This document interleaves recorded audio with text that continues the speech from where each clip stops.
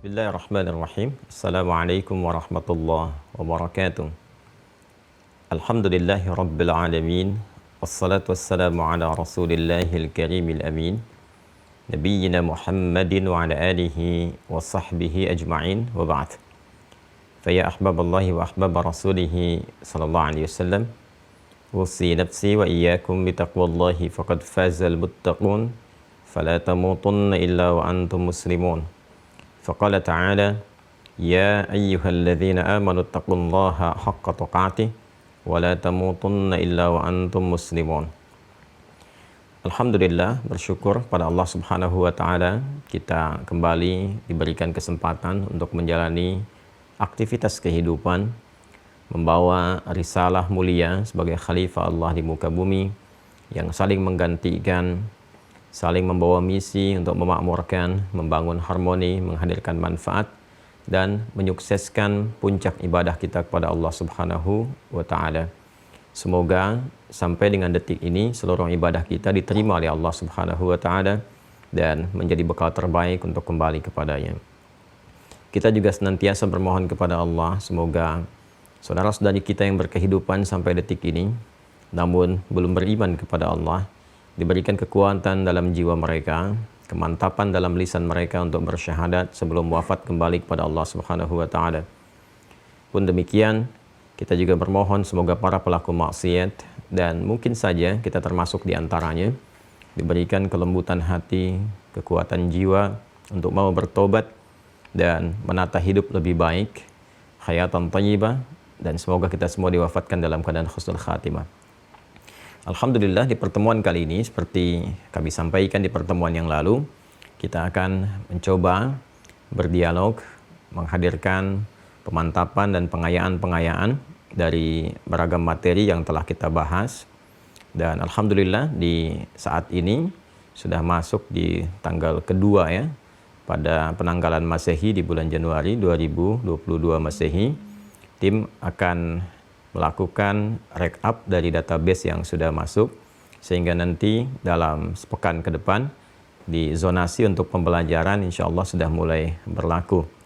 Pun demikian yang terhubung dalam YouTube, Anda tentunya juga masih tetap akan bisa terhubung lewat siaran-siaran di Mira jika sekedar juga ingin mendapatkan istifadah, mengambil manfaat dari apa yang kiranya bisa menghadirkan manfaat-manfaat dari kurikulum pembelajaran yang ditampilkan.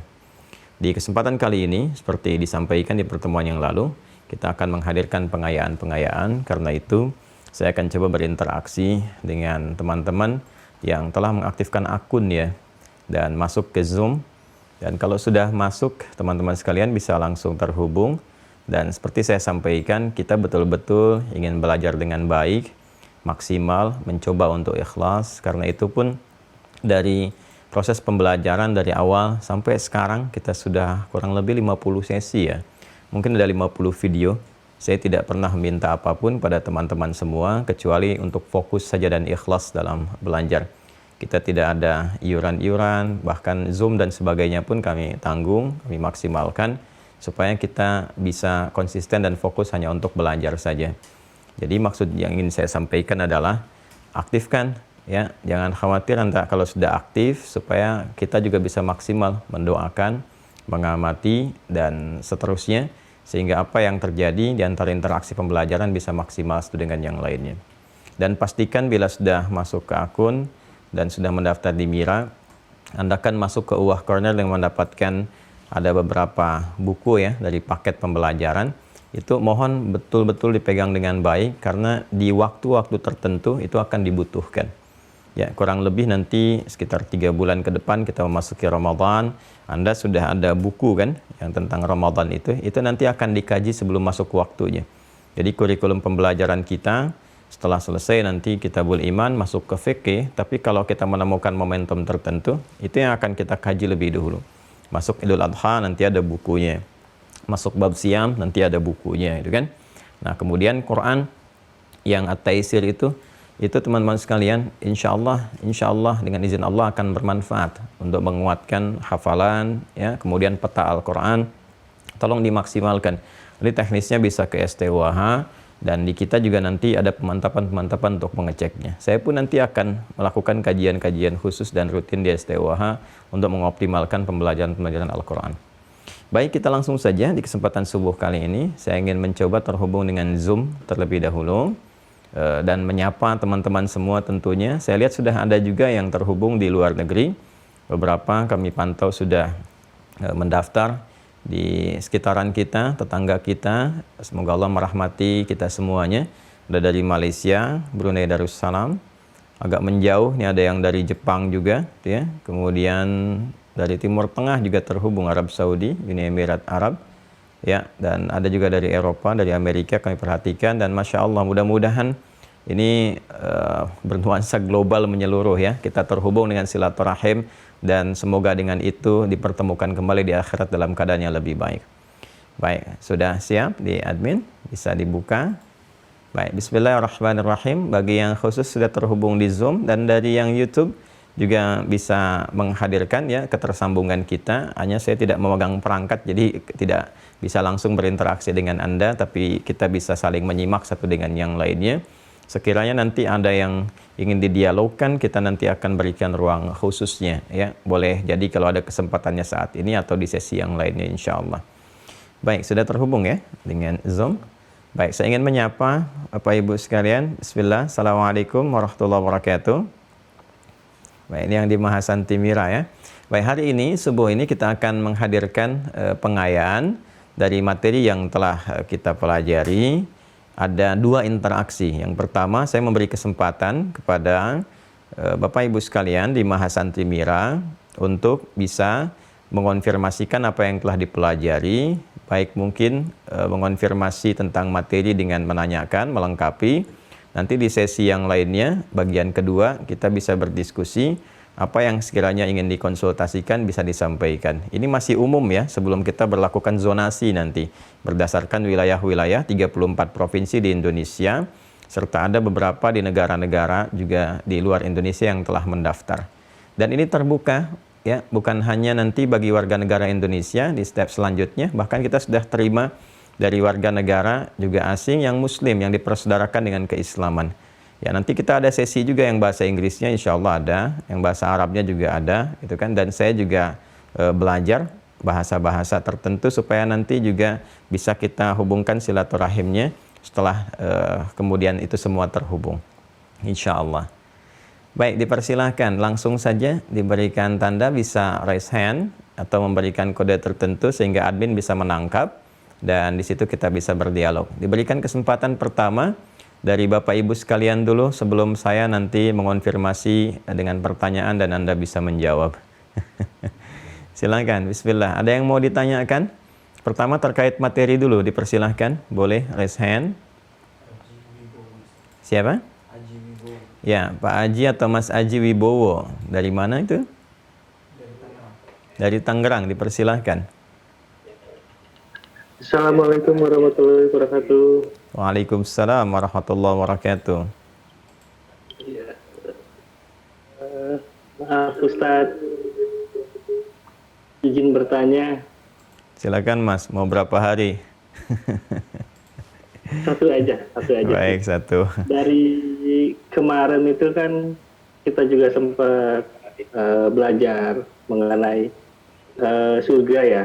Terus di ayat-ayat di dalam Al-Quran itu ada beberapa kali menyebutkan bahwa surga itu telah disiapkan dengan isinya adalah sungai-sungai yang mengalir di dalamnya.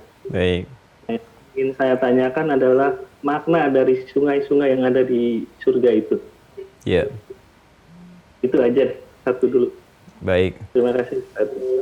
Baik, Allah yubarik fikum. Pertama, semoga Allah merahmati dan meridhai Anda dan keluarga, dan tentunya kita semua, baik yang terhubung saat ini ataupun juga yang dekat jauh dengan kita semua.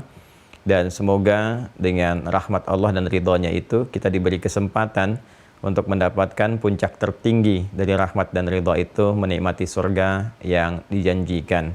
Dan kita bisa menyaksikan hakul yakin.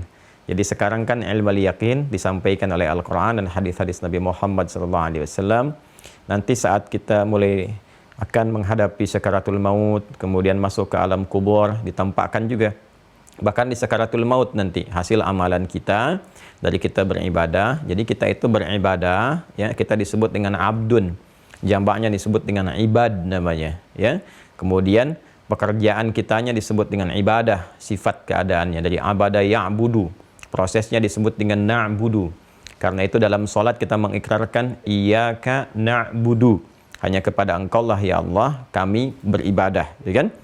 Jadi kita mencoba untuk menghadirkan suasana keberjamaahan, ya, suasana kebersamaan, ajak keluarga, kemudian juga bersama-sama bersinergi. Karena itu di situ menggunakan dhamirnya nahnu, iyyaka na'budu, kata gantinya kepada kami, gitu kan? Kami seakan-akan memberikan kesan bahwa kalau ibadah itu yang optimal itu bisa berjamaah, jangan sendirian solehnya, surga bersama-sama. Karena itu ketika nanti mendapatkan bagian dari surganya, ada bagian keluarga yang seringkali konsisten untuk ibadah itu disatukan kembali. Itu di Quran surah ke-52 At-Tur ayat 21. Walladzina amanu wattaba'athum dzurriyyatuhum biimanin alhaqna bihim dzurriyyatahum. Dan keluarga besar yang beriman itu, ayah ibunya beriman, ya, beribadah, diikuti oleh anak cucunya, keluarganya, maka dengan iman dan ibadah mereka itu akan dikumpulkan kembali di surga bersama-sama. Ya, karena itu kita menggunakan dhamir nahnu di situ, diberikan petunjuk oleh Allah untuk beribadah supaya ayo ajak keluarga, jamaah juga di masjid, nanti ahli iman akan kumpul kembali. Ya, yang pertama saya ingin highlight dulu bahwa pertama kita punya kewajiban untuk ibadah. Kemudian kita ikrarkan iyyaka na'budu. Nanti dalil kewajibannya ada di Quran surah ke-51 ayat 56. Wa ma khalaqtul jinna wal insa illa liya'budun. Tidaklah aku ciptakan jin dan manusia kecuali untuk menjadikan seluruh aktivitasnya sebagai ibadah kepada Allah Subhanahu wa taala. Nah, kita yang mengoptimalkan ibadah itu namanya disebut dengan abdun namanya. Jelas ya? Abdun. Jamaknya disebut dengan ibad. Jelas ya? Abdun bentuk tunggalnya. Semua yang beraktivitas di bumi punya kewajiban untuk ibadah. Bahkan mencakup nabi dan rasul pun. Karena itu nabi pun sholat. Jangan salah, nabi sholat, rasul sholat. Rasulullah SAW bahkan puncaknya menunaikan dengan sangat paripurna bagaimana ibadahnya, sholatnya kepada Allah dan seterusnya. Karena itu saat nabi ingin menerima perintah sholat pun, itu kalimatnya menggunakan kata abdun. Karena itu puncak penghambaan kepada Allah. Quran surah ke-17 ayat pertama dalam peristiwa Isra Mi'raj itu. Subhanalladzi asra bi'abdihi. Ya, lailam minal masjidil haram ilal masjidil aqsa alladzi barakna haulahu linuriyahu min ayatina innahu huwas sami'ul basir. Nah, jamak dari kata abdun itu ibad. Saya ulang ya. Jamak dari kata abdun itu apa? Ibad. Nah, kita ini saat akan meninggal dunia dalam sakaratul maut, kalau kita rajin ibadahnya, optimal ibadahnya, bagus ibadahnya, itu panggilan Allah itu memanggil kita dengan puncak tertinggi dari nama panggilan itu. Itu seorang hamba yang mengakumulasikan ibadah kita. Jadi Anda nggak akan dipanggil ya Aji misalnya kan, atau ya Adi, ya Fulan, ya Fulanah, tidak. Ya, tapi yang akan dipanggil oleh Allah itu jiwanya saat dicabut, itu sifat hambanya disebutkan. Ya, karena hamba Allah itu banyak, bukan satu orang, dua orang saja, maka dijamakkan dari abdun jadi ibad. Ya kan? Nah, nanti setelah disebutkan ibad itu, hasil dari ibadahnya, ditampakkanlah dari hasil ibadah itu, nanti apresiasi dalam bentuk rahmat Allahnya berupa surganya. Akan ditampakkan kepada kita. Ini hasil ibadah kamu, ini amal soleh kamu, seperti yang dijanjikan. Kan Allah banyak menampilkan di Al-Quran itu, kalau Anda nanti rajin tahajud, kan? Nanti muaranya seperti di akhiratnya nih. Akhirnya akan begini. Ya, misalnya nanti ada yang tinggal di taman surga. Itu yang amalannya rajin tahajud, rajin istighfar, menjelang fajar. Seperti di Quran surah 51 ayat 15 tuh ya, sampai dengan 23 itu. Itu nanti para penghuni taman surga. Jadi di surganya tuh dekat tamannya. Tuh golongan orang takwa yang punya sifat ihsan, yang rajin tahajud, rajin istighfar, rajin berbagi. Innal muttaqina fi jannati wa 'uyun akhidhina ma atahum rabbuhum innahum kanu qabla dzalika muhsinin kanu qalila minal laili ma yahja'un. Ini tahajudnya. Wa bil ashari hum yastaghfirun. Ini istighfarnya. Wa fi amwalihim haqqul lis-sa'ili wal mahrum. Ini berbaginya. Ya. Nah, ini nanti ditampakkan ada yang rajin berbagi bersamaan dengan sifat kemuliaan sosialnya tinggi. Jadi saling memaafkan, suka memaafkan, nahan amarah, kan? Suka memberi. Itu nanti ditampakkan juga gambaran surganya seluas langit dan bumi. Itu ada di Quran surah ketiga, ya, Ali Imran ayat 133 sampai 134. Wasari'u ila maghfiratin min rabbikum wa jannatin arduhas samawati wal ardu u'iddat lil muttaqin. Siapa mereka? Alladzina yunfiquna fis sarra'i wad dharra'i wal kadhimina al ghaidha wal 'afina 'anil nas. Sampai Allahu yuhibbul muhsinin. Jadi ditampakkan tuh. Karena itu ketika nanti jiwanya dicabut, karena ditampakkan itu hasil dari usaha dia menunaikan misi di muka bumi, ya, dengan ibadah maksimal, itu gembira, senang. Ya, senang. Saking tenangnya nggak merasakan apapun. Kan Anda kalau membaca sejarah kisah Sayyidah Asiyah itu, ya, yang istrinya Fir'aun, la'natullah alaihi, gitu kan. Sayyidah Asiyah itu Masya Allah, kan ketika beliau kemudian, saya belum meneruskan ya materi genealogi Yahudi itu, ya, kan dulu sampai ke Musa baru lahir itu kan. Itu kalau kita teruskan nanti, kita akan menemukan betapa beliau setelah beriman, Sayyidah Asiyah itu, istrinya Fir'aun, itu ketika beriman ketahuan, kemudian beliau dihukum, disiksa, diikat dalam tiang, ketika akan dieksekusi, dia bermohon kepada Allah dan diabadikan dalam Al-Quran nanti, ya. Rabbibnili, gitu kan. Ya Allah, mohon bangunkan aku, ya, berikan maksudnya kepada aku satu rumah di surga. Wa najjini min fir'auna wa amalihi, dan selamatkan aku dari kekejaman Fir'aun ini. Jadi begitu akan di penghujung hayatnya ditampilkan oleh Allah Subhanahu wa taala apa yang dia mohonkan itu dari hasil imannya, hasil amal saleh beliau, ya. Ya Masya Allah, begitu ditampakkan senyum. Ya, senyum gembira itu. Fir'aun sampai heran, ini orang mau disiksa malah senyum katanya kan. Ya, jadi begitu kemudian akan disiksa, ya, akan dianiaya, terus sudah meninggal, jadi nggak merasakan apapun. Nah, kita pun alhamdulillah insya Allah, kan kita beriman dulu, makanya akidah dikuatkan dulu. Ya, kan kita beriman setelah kita pelajari tentang kehidupan setelah kematian, malaikat apa yang akan mengonfirmasi. Kalau kita nggak yakin dengan itu semua, ngapain kita ibadah sekarang ini? Nah, nanti semua hasil kerja keras kita ini, setelah kita di ujung-ujung kehidupan, ajalnya akan tiba, mengalami sakaratul maut, orang-orang yang betul-betul imannya, amal solehnya bagus, ditampakkan itu dengan panggilan hasil ibadahnya, plus nanti surganya. Itu ada di Quran surah ke-89, Al-Fajr, ayat 27 sampai dengan ayat 30. Allah berfirman, Ya ayyatuhan nafsul mutmainnah. Ini menunjukkan ketenangan jiwanya. Hei jiwa-jiwa yang tenang, yang nyaman. Bukankah kemarin kita bahas dalam ibadah kan tumakninah, ya kan? Ya, tumakninah itu kan dari itma'anna yatma'innu itmi'nanan, sifatnya tumakninah, ya kan? Kemudian sifatnya mengiringi jiwa itu karena sering tumakninah, maka menjadi identitas. Kalau sudah identitas pakai mim, dilekatkan kepada jiwa, nafas. Ya ayyatuhan nafsul mutmainnah. Hei jiwanya yang sering tumakninah, yang sering ibadah, gitu kan? Dalam keadaan sakarat nggak meracau kemana-mana, tenang aja, Masya Allah. Syahadu an la ilaha illallah, syahadu anna Muhammadar Rasulullah. Terus dia gembira, senang. Gitu kan? Ya ayyatuhan nafsul mutmainnah. Perhatikan kalimatnya. Irji'i ila rabbiki radiyatan maradiyah. Sekarang kamu pulang kepada Rabbmu yang telah merawat engkau, memberikan perhatian, memenuhi kebutuhan. Ya kan? Radiyatan maradiyah. Dengan penuh ridha dan diridhai. Engkau akan senang, gitu kan? Dan kau diridhai oleh Allah Subhanahu wa taala. Teruskan ayatnya. Fadkhuli fi ibadi. Ya kan? Disebutkan nama yang melekat pada konsepsi ibadahnya kan? Ibad kan? Nah, setelah itu apa? Wadkhuli jannati kan? Jadi kenapa dia merasakan bahagia, tenang, gembira? Kan tadi tampakkan itu. Surganya Allah sudah sampaikan, wadkhuli jannati, ditampakkan langsung nih hasil pekerjaan kamu nih. Ya, Masya Allah, kamu akan ditampakkan begini, kenyamanan-kenyamanan. Makanya dia tenang hasil ibadahnya. Nah, untuk mendapatkan motivasi itu, ya kan? Seorang kan kalau ingin mendapatkan itu semua supaya semangat lagi, harus meningkat kan? Informasinya ditambah kan? Ya, Anda kalau sekarang saya tambahkan kepada Anda, misalnya disampaikan, nih Anda kalau nanti menghafal Quran, dapat ketenangan, kemuliaan, kenyamanan, rezeki bertambah, ya, bahkan nanti akan dapat begini, ya. Itu kalau Allah yang sampaikan masih dalam kategori ikhlas. Karena ikhlas itu artinya apa? Ikhlas itu mengerjakan sesuatu karena Allah. Ya, sekarang Allah perintahkan, kamu lakukan ini atas perintahku. Kamu dapatkan itu nanti kalau kamu selesai, berhasil, aku berikan ini apresiasinya. Begini. Terus kita kerjakan karena Allah. Ya, terserah Allah mau berikan apa kepada kita, yang penting Allah berikan sesuai dengan perintahnya kepada kita. Ya, tapi janjinya kan harus terbukti. Ya kan? Maka Allah gambarkan kemudian kepada kita gambaran-gambaran kenikmatan. Ya Allah, di surga itu ada apa sih gitu kan? Kan wadkhuli jannati, silakan masuk ke surgaku. Seperti apa gambarannya gitu kan? Kalau Anda diberikan satu ilustrasi gambaran-gambaran walaupun nggak seperti kita gambarkan. Jadi nggak bisa dengan imajinasi kita.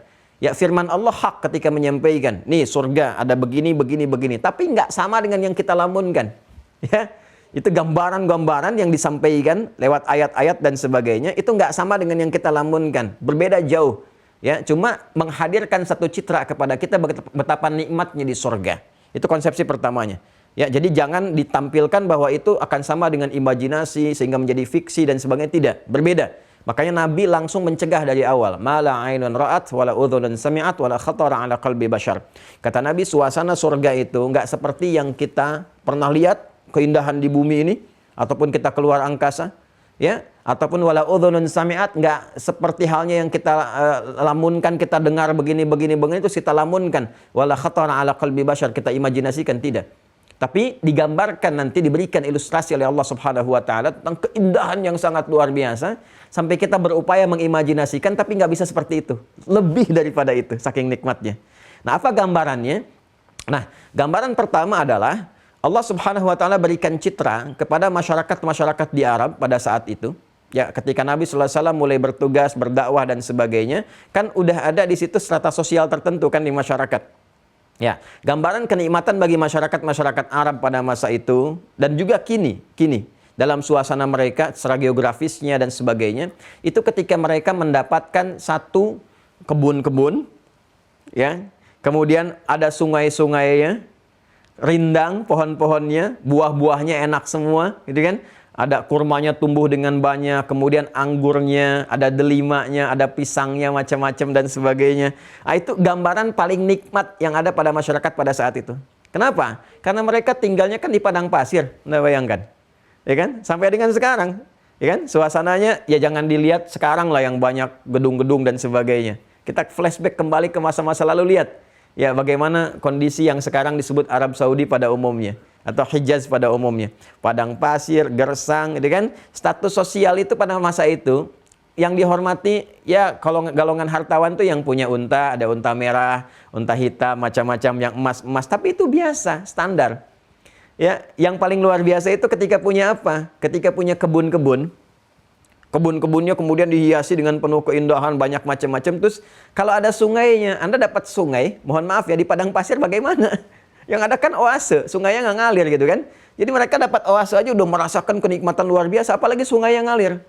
Karena itu kalau orang-orang Arab dari daerah pedesaan-pedesaan Arab Badawi, itu kalau ke Indonesia, ke Taman Safari, ada hujan apa, oh mereka senang, malah keluar mereka. Masya Allah, jannah katanya kan. Ini surganya. Tapi karena mereka nggak pernah lihat. Nggak pernah dapat kita suasana itu. Ya kan? Makanya yang mereka harapkan tuh ada kenikmatan indah seperti yang mereka dapati, dan kisahnya kan viral, yang bahkan kalau kita mau tarik jauh, Anda kalau ngaji Al-Kahf, baca surat Al-Kahf itu, kan kisah viral keduanya kisah tentang pemilik kebun berdialog dengan sahabatnya itu. Kan ada 4 kisah kan? Kisah pertama tentang kisah anak-anak muda, ya. Kalau sekarang anak-anak generasi milenial yang mempertahankan iman. Kemudian yang kedua kisah tentang 2 orang sahabat yang berdialog. Salah satunya orang paling kaya kan, yang punya banyak harta, banyak dan disebutkan pemilik kebun, punya 2 kebun. Jadi kebun itu jannah bahasa Arabnya, ya kan? Sesuatu yang bagi mereka itu wah, luar biasa, mewah dan seterusnya, ya kan? Kemudian mereka coba desain ada aliran airnya, bagi kita mungkin biasa. Maka itulah kemudian Allah mencitrakan di surga nanti lebih daripada apa yang kamu dapatkan ini. Ya, sungainya bukan sungai biasa, nanti ada sungai yang susu, kan? Yang dari madu, dari macam-macam, yang manis, yang segala rupa, yang rasa-rasanya macam-macam, dan ditampilkan buah-buahannya begitu rindang. Kadang-kadang kelihatan warnanya sama semua, tapi rasanya bisa beda-beda. Ya, maka diturunkan nanti ada ayat yang menyampaikan tentang bagaimana ada pisang di situ, ada delima di situ, rumman, kan? Kemudian ada apa lagi? Ya, ada anggur-anggur, ada macam-macam segala hal disebutkan keindahannya itu. Itu citra yang ditampilkan untuk memberikan kesan bahwa, hey, ini kamu di dunia masih biasa, surga tuh lebih indah lagi nanti. Kayak yang seperti kamu gambarkan sekarang. Maka turunlah misalnya ayat pertama tentang surga di Al-Quran, surah kedua Al-Baqarah, ayat 25. Coba Anda lihat di situ. Quran surah kedua ayat 25. Al-Baqarah ayat 25. Nah, Wa basyiril ladzina amanu wa amilus shalihat. Dan berikan kabar gembira. Ini Masya Allah, ini ayat sangat mahal sekali. Ini rahasia terpenting ya, yang jadi pembicaraan kita di subuh ini.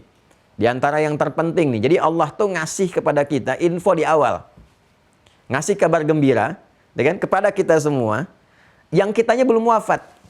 Jadi ayat ini diturunkan oleh Allah kepada Rasulullah untuk disampaikan kepada sahabat-sahabatnya, diteruskan kepada generasi umatnya. Kan ketika disampaikan belum meninggal. Ya kan? Maksudnya apa? Maksudnya kita masih punya kesempatan mewujudkan itu. Setelah wafat cuma penyesalan. Kenapa dulu nggak maksimal? Kenapa dulu nggak kita bisa mendapatkan surga tingkat yang lebih tinggi lagi? Ya kan? Mumpung masih hidup sekarang kita maksimalkan. Kata Allah, Muhammad SAW berikan kabar gembira. Untuk siapa? Alladzina amanu. Semua orang. Jadi semua kita ini punya peluang, punya hak untuk mendapatkan kabar gembira yang diberikan oleh Allah. Itu hak kita. Tinggal kewajiban kita adalah memenuhinya untuk mendapatkan hak itu. Karena hak bersanding dengan kewajiban. Wa basyiril ladzina amanu. Berikan kabar gembira. Yang pertama, kepada orang siapa? Orang-orang beriman. Ya, saya sudah jelaskan tentang iman ini. Sudah komplit 50 video gitu kan. Kenapa harus ada iman? Kenapa disebut iman? Turunannya apa? Singkatnya, iman kan generator kebaikan. Yang mewujudkan dan membimbing perbuatan jadi soleh gitu kan. Karena itu setelah iman, amal soleh kan. Perhatikan. Wa basyiril ladzina amanu wa amilus shalihat. Kan? Nah, karena itu kita mesti memanfaatkan waktu. Materi baru kemarin saya bahas itu di surat Al-Asr. Manfaatkan waktu sebaik-baiknya, tenun dengan baik, siapkan sehingga semua perbuatan itu bisa jadi amal soleh. Lewat apa? Iman.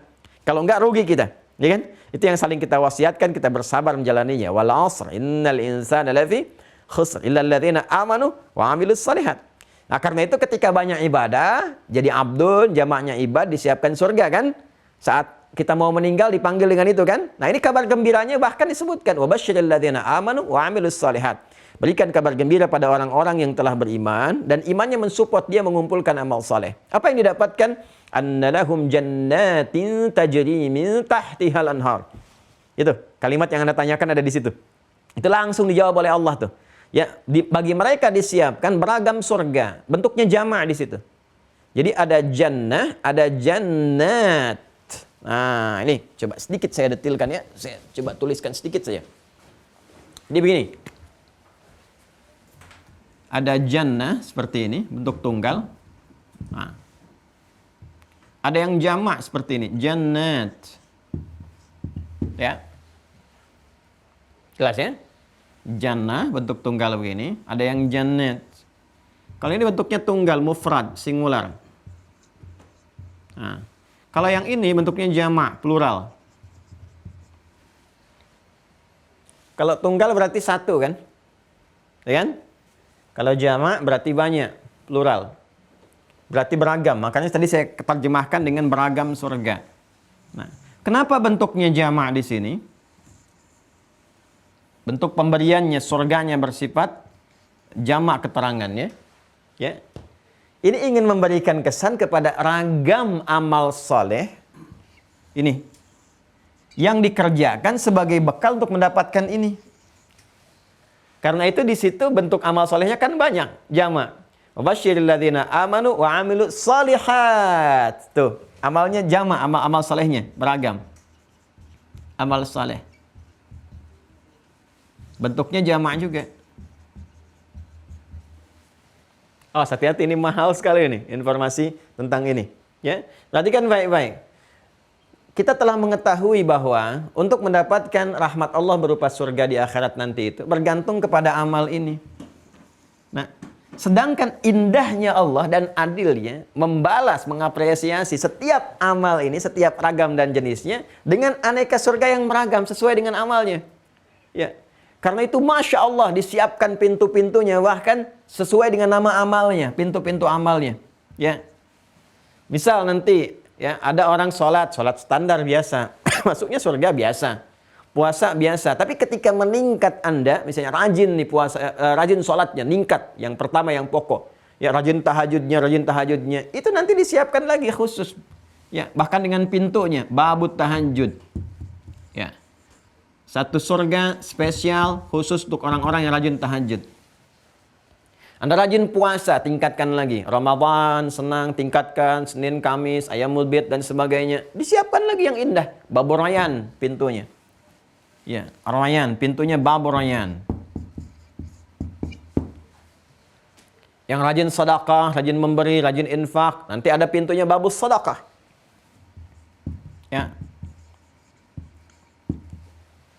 Dari pintu-pintu ini, ya, nanti yang rajin baca Quran, rajin menghafal Quran, jadi ahli Quran, lewat nanti Aden. Ya, Masya Allah. Dan ini nanti macam-macam, ada dihiasi dulu, diberikan dulu mahkota macam-macam dan sebagainya, ya. Dan yang mengakumulasi semua itu, rajin sholat, rajin zakat, kemudian meninggalkan yang tidak bermanfaat dan seterusnya, dia kumpulkan Firdaus puncaknya. Ya, Masya Allah. Makanya ketika Allah menyampaikan tentang surga Firdaus itu, kan, dan bagi orang beriman yang sudah melekat identitas keimanannya, bukan dengan kata kerja lagi, tapi kata benda. Qad aflahal mu'minun, ya, akan bahagia, sukses orang-orang yang telah melekat keimanan dalam jiwanya. Kalau sudah melekat imannya, kuat iman, salatnya pun beda dengan orang biasa. Alladzina hum fi salatihim khashi'un. Bukan sekedar salat, tapi khusyuk dalam salat, menikmati salatnya. Walladzina hum 'anil lagwi mu'ridun. Kalau sudah khusyuk, sudah tanha 'anil fahsya'i wal munkar. Yang enggak penting udah enggak suka, ya. Dari yang enggak penting, 'anil lagwi, yang tidak ada manfaatnya, mu'ridun, mereka berpaling. Sudah identitas, jadi semua manfaat. Di matanya memandang yang manfaat, lisan bertutur yang manfaat. Ini enggak mudah berlatih itu. Makanya di pelajaran kita kan kemarin kita latihan dari ujung kepala sampai ujung kaki. Walladzina hum lizzakati fa'ilun. Nanti dia berusaha untuk zakat. Ya, zakat itu kan harus ada harta. Jadi orang ini unik nih, dia berkehidupan di bumi itu mencari harta pun untuk mewujudkan amal solehnya sebagai bekal pulang. Jadi dia kerja itu bukan untuk kaya. Kaya itu cuma susulan aja, bonus aja, berkah aja, kan? Tujuan dia utamanya untuk apa? Untuk bisa zakat, bisa infak, mencukupkan kehidupan keluarga, menjaga kehormatan diri, kan? Kemudian menunaikan, menjaga waktu sholat dan sebagainya, sampai Allah kemudian sampaikan ulaika humul warithun alladzina yarithunal firdausa hum fiha khalidun. Ya. Nah, ini gambarannya tuh. Karena itu di sini kenapa disebutkan bentuknya jamak di ayat pertama yang menyampaikan tentang surga, Quran surah kedua ayat 25, ingin memberi kesan kepada kita, ayo kumpulkan amal soleh ini. Ya, nanti setiap apa yang kemudian kita konsistensikan saat di bumi, kita kerjakan sebagai misi ibadah, nah itulah yang akan jadi muara kehidupan kita di akhir. Bila benar iman dan amal soleh kita. Apakah ada orang yang bisa menghadirkan semuanya ini? Nah, itu pertanyaan yang sama yang diajukan oleh para sahabat kepada Rasulullah ketika Nabi SAW memotivasi dengan menerangkan tentang ragam surga ini. Ya kan? Nah, maka kata Nabi ada. Ya, Abu Bakar kan bertanya radhiyallahu ta'ala anhu. Ya, kata Nabi ada, dan aku berharap engkau termasuk bagian dari itu. Jadi ada yang diseru oleh semua pintu surga. Jadi semua kita ini insya Allah ya, berdasar keterangan dari Al-Quran dan hadis-hadis Nabi Muhammad SAW untuk detailnya. Jadi begitu pulang ke akhirat nanti, dihisab kita, ya, berdasarkan kehendak Allah Subhanahu Wa Taala, ada hisab yasira, ada yang dimudahkan, ada yang tanpa hisab, ada yang dapat syafaat macam-macam. Itu begitu selesai, pintu surganya manggil-manggil. Ya, jadi penjaga di pintu surga udah manggil semua. Jadi kalau kita baca hadis Al-Bukhari nanti di Kitabus Siyam, saya contohkan di bab Ar-Rayyan misalnya. Ya, Ar-Rayyan ini pintu yang bagi orang puasa. Ya, inna fil jannati baban yuqalu Ar-Rayyan. Kata Nabi sallallahu alaihi wasallam di hadis riwayat Al-Bukhari bahwa di surga nanti ada satu pintu namanya Ar-Rayyan. Ya, la yadkhuluhu illa as-shaimun, tidak akan masuki ini kecuali orang-orang yang biasa puasa. Ya, fa idza dakhaluhu ughliqat. Maka ketika semua sudah masuk, ya, maka ditutup pintunya. Fanadal munadi, ya kan? Bima makna, maka nanti ada yang menyeru. Ya, menyeru. Ainas shaimun, ainas shaimun. Mana orang-orang yang biasa puasa. Udah kelihatan tandanya, nggak bisa ngaku-ngaku. Nggak bisa, saya namanya Pak Soimun. Bukan namanya, tapi amalnya. Ya. Jadi yang namanya soim, soimun, ya, atau perempuannya soimah, soimat, misalnya kan. Kalau nggak mengerjakan amal soleh pun nggak bisa masuk lewat pintu ini.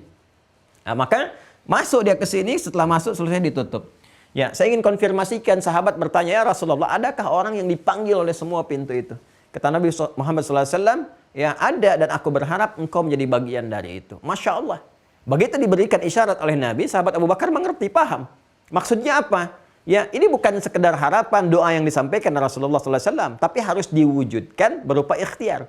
Akhirnya sejak saat itu, beliau membuat kurikulum hidup. Nah, ini yang ingin kita tiru. Apa kurikulum hidupnya? Beliau keluarkan beragam jenis surga. Dalam keterangan Al-Quran, hadis-hadis Nabi Muhammad SAW, amalnya apa aja. Ya. Kalau kita kan sekarang baru sanggup satu keluarkan kurikulum surga Firdaus, keluarkan kurikulum surga Aden dan seterusnya. Ini Abu Bakar As-Siddiq radhiyallahu taala anhu, sahabat mulia, paling dekat dengan Nabi, sehidup sewafat ya, hidupnya dengan Nabi membersamai Rasulullah, wafatnya dikubur di samping Rasulullah. Mertua Nabi juga, mulia menemani Nabi saat hijrah, Masya Allah. Ya, apa yang terjadi? Masih berusaha memaksimalkan ya, dirinya dan waktu yang Allah berikan kepadanya maksimalkan ini. Maka setiap hari beliau keluarkan ini kurikulum untuk dimaksimalkan. Jadi apa saja misalnya yang sholat ini sudah standar, maksimalin. Kemudian sedekah, ya kan? Apalagi misalnya terus ke bawah. Sampai satu kali Nabi ingin mengonfirmasi para sahabat. Bagaimana mereka berlomba untuk mendapatkan ini. Ini yang cerminan dari ayat ke-148 surah Al-Baqarah itu. Ya, walikulli wijhatun huwa muwalliha fastabiqul khairat. Setiap orang punya orientasi sendiri dalam beramal untuk mendapatkan rahmat Allah berupa surga itu. Ya, tapi silahkan di situ berlomba untuk mendapatkan kebaikan. Mungkin di antara kita ada yang lewat Al-Quran, pengen lewat tahajud, pengen lewat misalnya saya bisanya untuk harta nih, untuk tahajud rasanya agak masih berat. Maka silahkan berlomba lewat amalan harta dan seterusnya. Ya kan? Nah ini fastabiqul khairat. Satu kali Nabi mengonfirmasi kepada para sahabat. Gimana nih sampai dengan hari ini? Ya kan? Semangat-semangat para sahabat. Itu selalu seperti itu. Maka ditanya oleh Rasulullah, siapa yang berjamaah hari ini? Semua angkat tangan. Semua angkat tangan. Ini viral kisah ini. Ya kan? Ya, siapa yang mulai sudah berbagi hari ini? Sebagian mulai turun karena nggak semua orang punya untuk dibagi. Ya, tapi juga boleh jadi ada yang bisa berbagi tapi belum bisa menunaikan. Maka sebagian mulai turun, sebagian angkat tangan. Ya kan? Siapa yang sudah menengok orang sakit? Tengok orang sakit. Sebagian turun lagi. Satu masih angkat tangan. Abu Bakar masih angkat tangan. Sebagian masih angkat tangan. Tuh, 1, 2, 3 beliau masih angkat tangan. Ya, siapa yang sedang menyolatkan jenazah? Yang lain turun tuh. Yang sakit masih bisa ditengok. Jenazah kan belum tentu. Abu Bakar masih angkat tangan. Siapa yang sudah mengantarkan jenazah? Masya Allah, yang lain turun. Abu Bakar masih angkat tangan. Jadi semua apa yang disebutkan Nabi, ternyata beliau angkat tangan semua. Jadi setiap hari itu orientasi kehidupannya jelas. Ya, bagaimana caranya mewujudkan ini semua? Jadi beliau keluarkan jadi kurikulum. Apakah mengurangi kegiatan dunianya? Tidak. Silahkan cek. Beliau masih berniaga juga, termasuk kaya juga. Jangan salah loh. Itu kan pedagang yang sangat ulung beliau itu. Pebisnis yang ulung. Ya hartanya juga Masya Allah. Ya hartanya cukup. Kemudian jadi khalifah setelah Nabi SAW meninggal dunia. Ya Nabi wafat. Beliau diangkat kemudian jadi khalifah. Berdasarkan kesepakatan dari para sahabat. Ya kan? Nah, naik. Jadi pejabat tertinggi di dunia juga. Hartanya cukup juga. Tapi masih sempat ini semua dikerjakan. Artinya berislam itu tidak akan menghilangkan status kemuliaan dunia yang dijabat atau diamanai oleh seseorang. Jadi berislam tidak akan mengurangi jabatan, ya kan? Atau bahkan mengurangi harta benda. Ya justru memberikan keberkahan dan manfaat di dalamnya. Justru menambah lagi kemuliaannya, memberikan penambahan kualitas. Jadi jangan jadi alasan karena saya misalnya pejabat, saya nggak bisa tahajud. Tidak, banyak orang punya jabatan dulu dan lebih tinggi dibandingkan Anda. Setelah 15 abad masih dikenang. Anda besok kalau saya turun belum tentu dikenang gitu kan. Ya, itu mereka masih sempat kok tahajud. Ya, masih sempat untuk bisa menghafal Quran, menghatamkan Quran, membaca Quran dan sebagainya. Terus, jadi ini kita bisa maksimalkan. Nah, ketika ini kemudian digambarkan, diberikan, ya, satu keterangan-keterangan yang jelas, yang nyata sifatnya, hak sifatnya, maka Allah memberikan gambaran apa yang kamu raih di dunia ini. Jauh, gak ada bandingannya dengan apa yang kamu akan dapatkan di akhirat. Ya, makanya ketika orang-orang Arab pada saat itu melukiskan keindahan-keindahan itu, mereka itu merasakan pokoknya kalau indah, itu ya ada sungai-sungainya. Maka Allah gambarkan, annalahum jannatin tajri min tahtihal anhar. Ya, Masya Allah. Itu kalau kalian punya sungainya cuman begini, ini kebunnya. Ini di bawah kebunnya ada sungainya langsung. Nabi gambarkan kalau kalian cuma lihat-lihat air oase atau kalian punya sungai, melihatnya sungai mengalir cuman di samping, ya ada nggak yang kebunnya itu langsung di bawahnya langsung air tuh, ya kan? Tapi kebun, ya. Ini kan biasanya kebun di samping sungainya, ya kan? Dan seterusnya. Pinggir-pinggir dan sebagainya. Ini Masya Allah gitu. Jannatin tajri min tahtihal anhar. Bahkan kata Allah, nggak bisa kamu bayangkan, nggak sama dengan kamu yang kamu lukiskan sekarang. Kalau kamu anggap yang paling kaya, yang paling nikmat itu punya kebun di surga tuh, ya lengkap semua. Kebun-kebun yang kamu gambarkan, ya itu jauh ukurannya, jauh gambarannya. Laisa kamitsli syai'. Nggak ada yang sama apapun itu dengan yang Allah tetapkan. Ya, nanti saat kembali ke akhirat lebih tinggi daripada itu, sungai-sungainya mengalir langsung di bawahnya. Diberikan kata Nabi gambaran, ada yang sungai yang ada dari susu, ada yang dari madu, dari macam-macam, ya.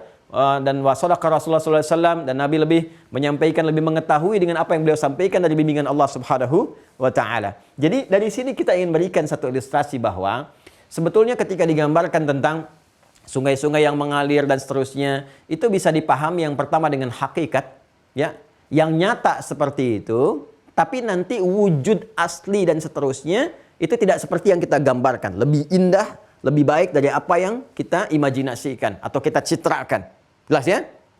Baik. Jadi kalau kita membayangkan itu imajinatif, fiktif sifatnya. Ya, dari kitanya itu. Ya, tapi ayatnya nyata, nggak sama dengan apa yang kita gambarkan di situ. Ya, jadi jangan sampai kita katakan misalnya ini isi Quran fiksi, tidak. Karena ada citra gambaran, yang fiksi itu imajinasi Anda, ayatnya hak, nyata. Dan nyata itu nanti ketika kembali. Makanya nanti di tafsir itu berdasarkan keterangan Al-Quran, nanti urutannya gini, ada ilmal yaqin. Ya, ilmal yaqin itu informasi yang nyata. Ada ainal yaqin, ya kan, yang kita lihat wujudnya nyata. Ada haqqul yaqin yang kita alami saat masuk situ. Ya, ilmal yaqin sekarang kita dengar nih. Tapi nggak sama dengan yang kita gambarkan, bayangkan. Kenapa? Karena belum ke situ, belum lihat. Nanti begitu akan wafat ditampakkan ainal yaqin, ngelihat kita yakin di situ. Ya, bertambah.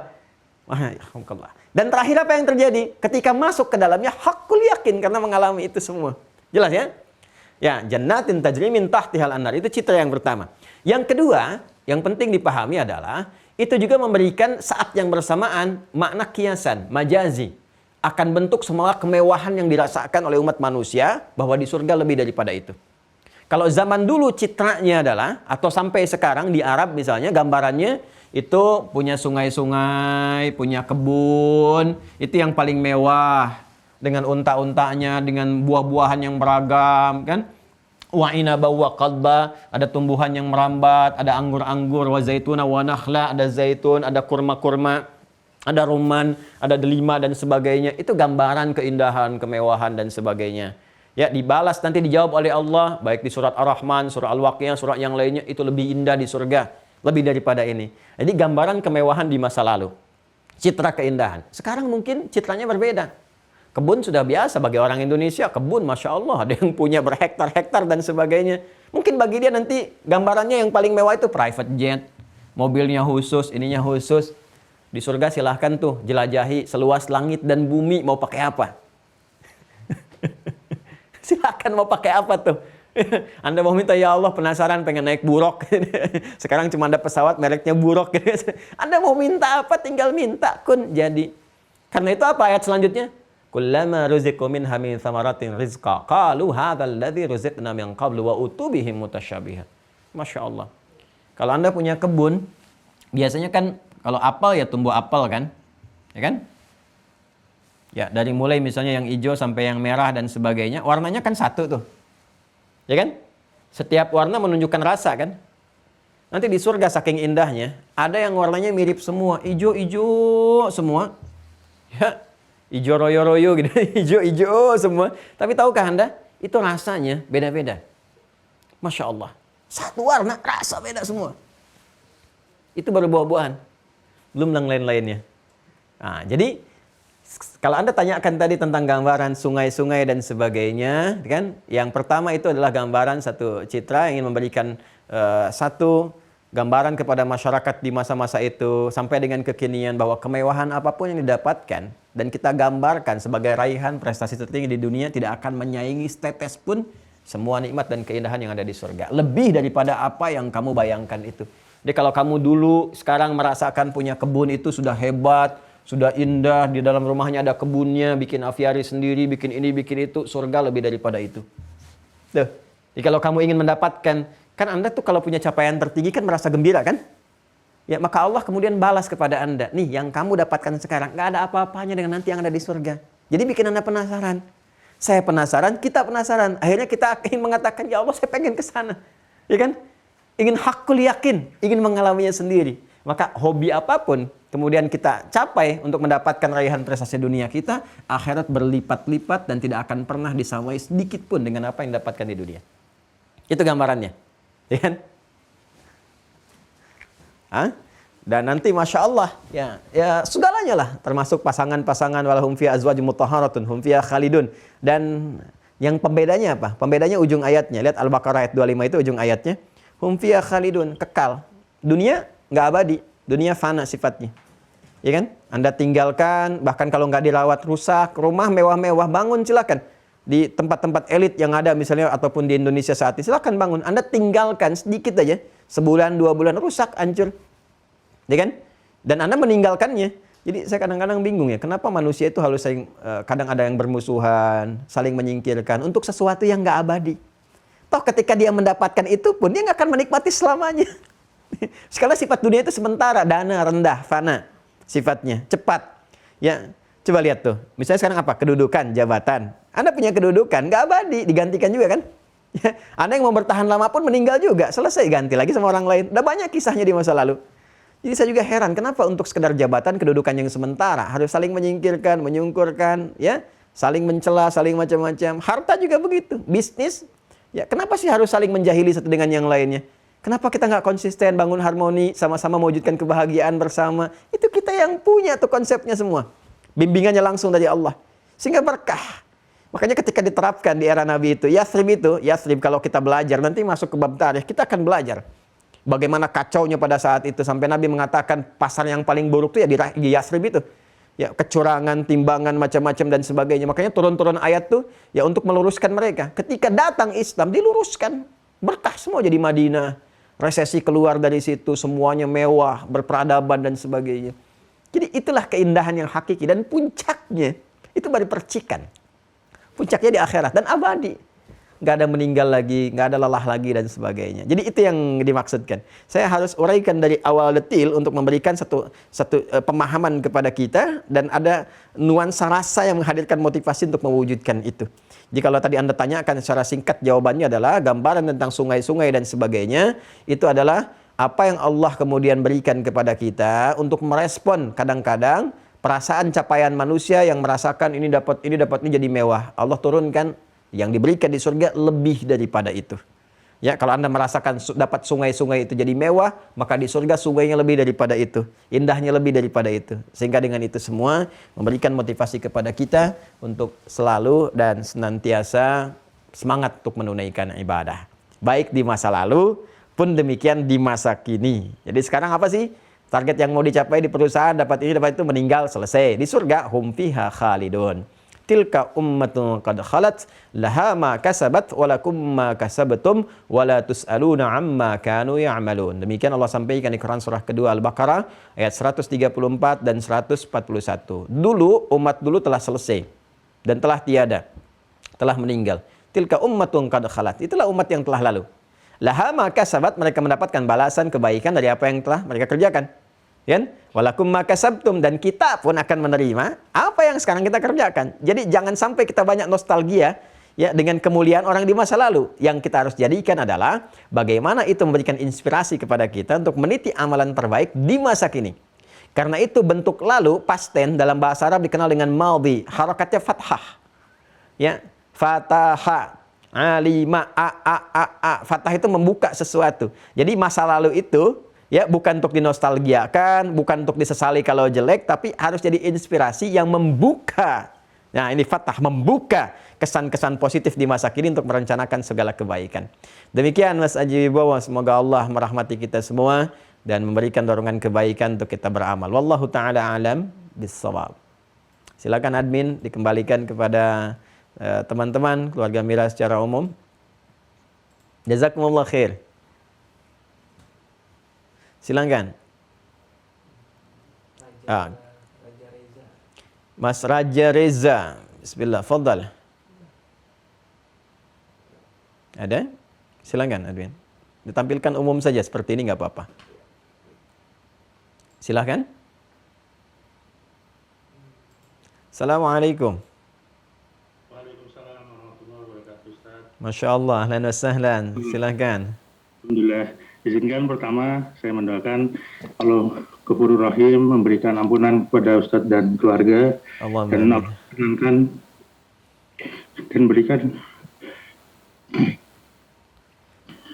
Allah berikan dengan hujahnya kelak di yaumul akhir, dan Allah berikan kepada Ustadz dan keluarga dan tim semua di Mira keikhlasan dalam menjalankan dakwah ini ya Allah. Jazakumullah khair. Semoga Allah memberikan lebih baik dari apa yang Anda doakan kepada kami. Allah muliakan Anda dan keluarga dan memberikan kemuliaan-kemuliaan terbaik dari apa yang pernah kita bayangkan. Jazakumullah khair. Antum dari mana? Dari Jogja Ustaz. Masya Allah. Jogjanya di mana? Di Sleman Ustaz. Alhamdulillah, Alhamdulillah. Saya pernah ke Sleman. Mudah-mudahan satu saat bisa ke Jogja kembali. Insya Allah Ustaz. Fadal, silakan. Apa yang ingin disampaikan? Pertama Ustaz, izinkan saya mengkonfirmasi dua doa yang pernah saya dengar dari Ustaz, yaitu Allahumma faqqihna fiddin wa alimna takwil, dan Allahumma ikfina bi'ahlika an haramik wa bifadlika amman siwak. Yang kedua Ustaz, berkaitan dengan rukun iman yang ketiga, simpul iman yang ketiga, yaitu tentang kitabullah. Ya, sampai kepada saya sebagai fakir ilmu bahwasanya turun pertama ayat yang kepada Nabi Muhammad SAW adalah surat Al-Alaq, surat ke-96 ayat pertama, dan seiring berjalannya berangsur-angsur turunnya wahyu, kalaupun ini salah saya mohon dikoreksi Ustaz, Al-Maidah ayat ketiga adalah ayat yang wahyunya yang diturunkan sebagai pengkonfirmasi bahwa lakum dina, jadi sudah genap bahwa agama ini untuk Nabi Muhammad, dan seraya beberapa sahabat tergetar hatinya bahwa ini adalah feeling bahwa berakhirnya wahyu, dan itu mengkonfirmasi bahwa usia baginda Rasulullah SAW ya.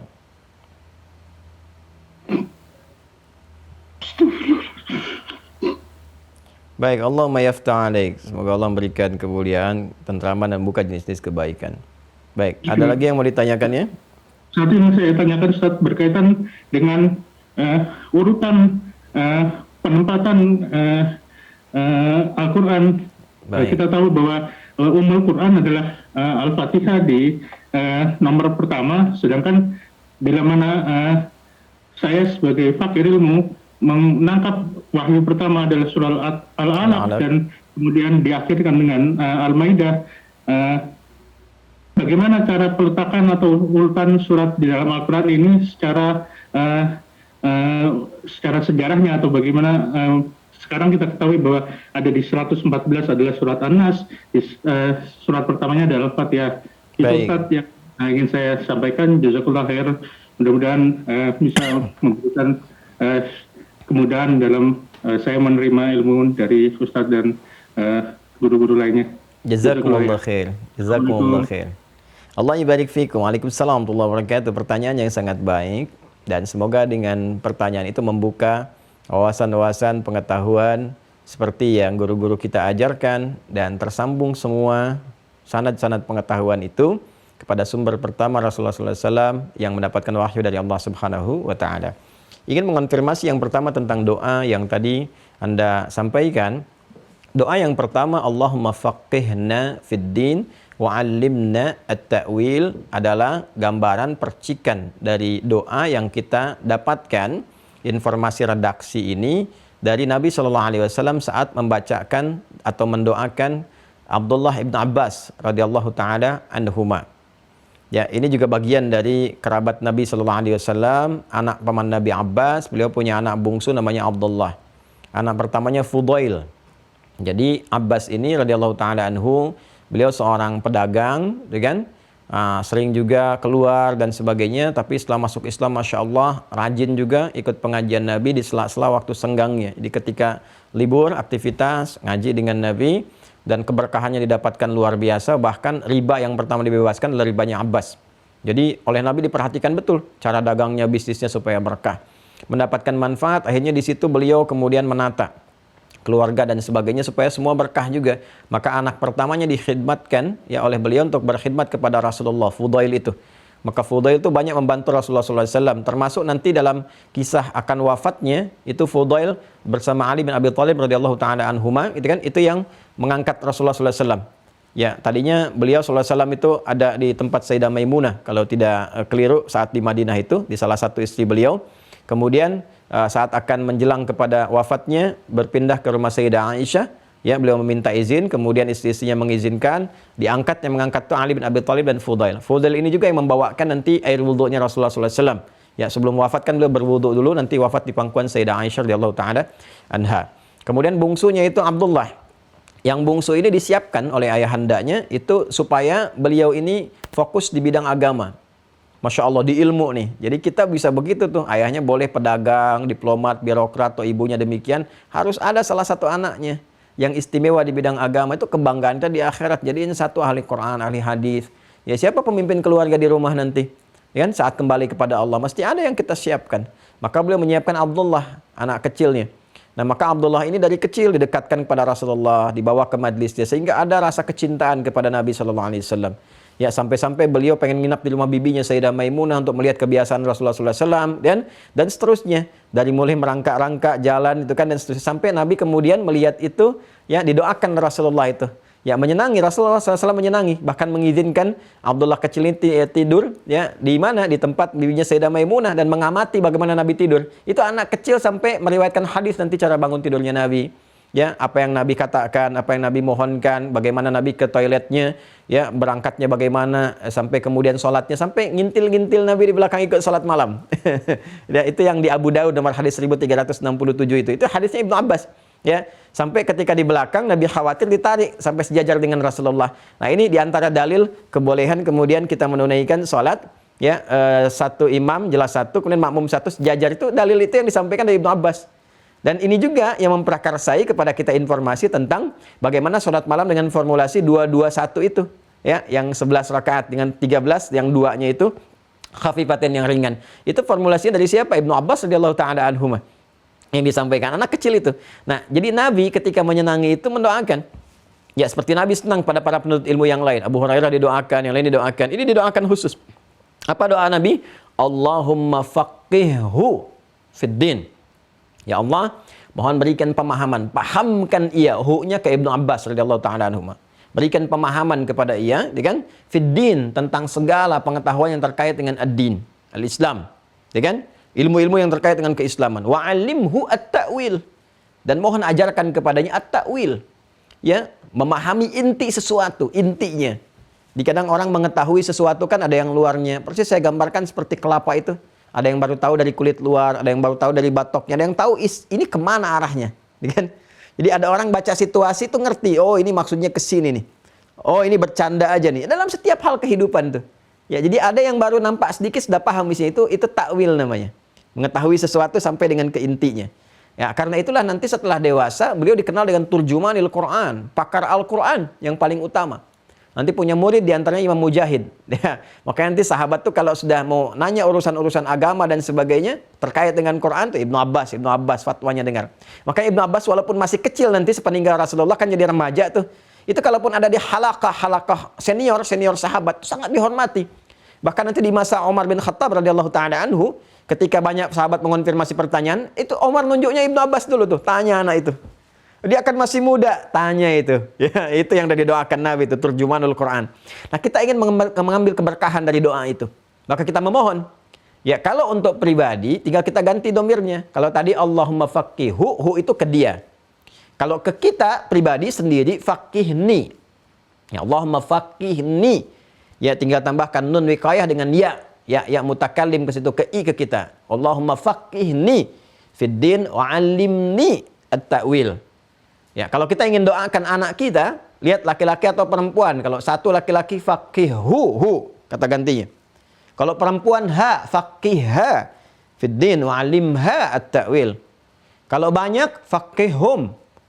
Ya, saya kemarin menghadirkan dhamir kata gantinya dengan na supaya kita dapat semua. Ya, baik kami, Anda semuanya, pemirsa kita semua, anak-anak kita, kerabat kita, kita semua supaya paham agama. Jangan sampai kita nggak ngerti agama, sholat nggak paham, zakat nggak paham, gitu kan? Nggak paham tentang akhlak. Kita pengen semua paham. Jadi kita ingin semua jadi baik. Maka kita katakan, Allahumma faqihna fid din wa 'allimna at-ta'wil. Sehingga dengan memahami esensi sesuatu, kita bisa reduksi, minimalisir. Ya, misalnya apa? Perpecahan-perpecahan, perbedaan ini itu. Kita bisa kalau semua nanti kita memahami, oh ini pakai kunut begini dalilnya, ini yang nggak pakai begini. Jadi kita saling memahami. Ya, karena itu kita bisa berjalan bersamaan dengan harmoni. Ya, kita mengerti ini yang nggak boleh, oh yang nggak boleh ini. Kita sepakat semua, nanti Allah berikan kelapangan dalam hati untuk menerima. Itu di antara doanya. Dan tentang Jumat, nih riwayat-riwayat yang sampai, Allahumma kfina bihalalika an haramik, wa aghnina bi ta'atika an maksiyatik. Ya wa bifadlika amman siwak.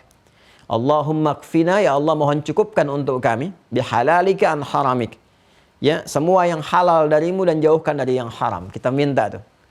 Khususnya hari Jumat. Saya mencoba membiasakan ini seperti riwayat-riwayat para ulama membiasakan di hari Jumat tuh, habis Jumatan minimal minta pakai doa ini. Allahumma kfina, ya Allah cukupkan, mohon cukupkan kepada kami bihalalika an haramik, dengan semua yang halal darimu, ya, dan jauhkan dari yang haram. Wa aghnina, dan mohon kayakan kami, jadikan kami kaya. Kaya apa? Bi ta'atika am ma'siyatik. Kaya untuk menaatimu, kaya amal. Kaya amal soleh.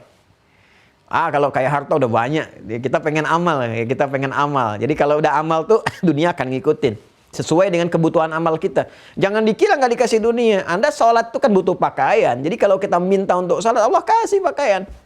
Ya, kita pengen haji, Allah kasih biayanya. Jadi kalau kita orientasi akhirat, dunia diikutkan. Gimana kita bisa mengerjakan akhirat kalau nggak ada bekal dunianya? Pasti ada.